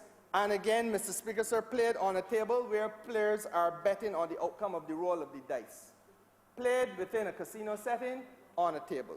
Roulette, again, Mr. Speaker, sir, it speaks for itself. It's on a table and the wheel goes around in a circle and a ball stops at some place that you bet on. The fact of the matter is, Mr. Speaker, sir, when we talk about gaming tables, we're talking about betting. When we're talking about gaming tables, we're talking about betting within a framework that is commonly understood, sir, to be a casino setting. What is it that the leader of the opposition is trying to do other than play mind games? The country has heard and the country understands where the government is. There will be a commitment given to gaming tables for mega establishments. And we want the mega establishments because we want the large investment made. And we want the large investment made because it gives us the additional room capacity. And we need to have the gaming tables, Mr. Speaker, sir, because there must be a return on investment for the people who we are trying to attract to our shores. And is there a demand for it globally? Yes, sir, there is. A plane stopped off to do a technical stop in Barbados a week ago, full of people who were on their way to Brazil to gamble. While they were here on the technical stop, the question is asked, do you have tables in Barbados? Answer is given, no. Oh dear, well, in that case, we will continue on to Brazil. So the question is answered. And it is for anybody in Barbados to decide whether they feel that that is the way we should go, whether we should compete in the global market with one hand tied behind the back and believe that we can punch effectively, or whether, sir, we are going to give this sector, which has to lead us out of the mess that we're in, the fullest possible opportunity to do that which it has to do. There's no magic to this. And I invite the leader of the opposition to maintain the standing that he found earlier in this debate. Because, Mr. Speaker, sir, if we're going to be sensible and serious and mature about this, let us be clear. You know, there's not a lot of wiggle room. Barbados needs to have the investments that it must attract in order to be able to generate the foreign exchange that we need to have. And this, Mr. Speaker, sir, we have said can be done within a context that protects the social fabric of this country. And it is entirely possible, Mr. Speaker, sir, to denominate transactions of this type in U.S. currency. So if you want to play on the tables, you're going to have U.S. currency in your hand. You don't have U.S. currency, you can't play. How many people in Barbados are playing, or walking about with that level of U.S. currency? Not many, so you automatically shut off, sir, 90% of the population. I've said before, Mr. Speaker, sir, you can further say that you've got to be a member of the club. Everywhere there's a gaming table, there can be a club. To become a member of the club, you've got to be staying at the hotel for 2 nights or so. If you're talking about a mega establishment, we got 1 or 2 in Barbados. Sandy Lane is such an establishment. And it costs, Mr. Speaker, sir, in some instances, $700 US a night to stay in Sandy Lane. Who going to pay? Which person, ordinary person in your constituency, sir, going to pay $700 US a night to stay at Sandy Lane? Will you earn more, Mr. Speaker, sir, than most people in your constituency? And you never spend a night there yet. Even the honourable member to my right from St. James North, and to his right from Christchurch West, who easily are among the better off in this house, sir, have never spent a night at Sandy Lane. So the reality is that, the reality, even member from Christchurch West. So the reality is, Mr. Speaker, sir, that let us not get into mindless games. The society can be, the public can be insulated. What we are talking about, however, is a tourist economy, a visitor economy that must be given the opportunity to have full blossom and full bloom. Mr. Speaker, sir, I want to thank again all members who contributed. I want to thank profusely the members of the National Cruise Development Commission, all 15 of them, who worked, as I said, without recompense towards making this day possible. And Mr. Speaker, sir, I give you my commitment and assurance that we will continue in the Ministry of Tourism to do everything within our power to ensure that we carry the flag for Barbados in this regard. I am obliged to you.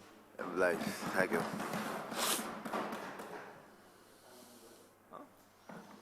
I beg to move, Mr. Speaker, that the resolution do not pass. Question is that this resolution do not pass. All members in favor say aye. Aye. Those against say no. I think the ayes have it. Mr. Deputy Speaker, with that, we've come to the end of today's sit-in. I beg to move that this sit-in be adjourned until the 9th of July at 10 a.m. Tuesday, the 9th of July at 10 a.m. Question is that this will be now adjourned until Tuesday, the 9th day of July All members in favor say aye. Those against say no. I think the ayes have it. This House is now adjourned until Tuesday the 9th of July.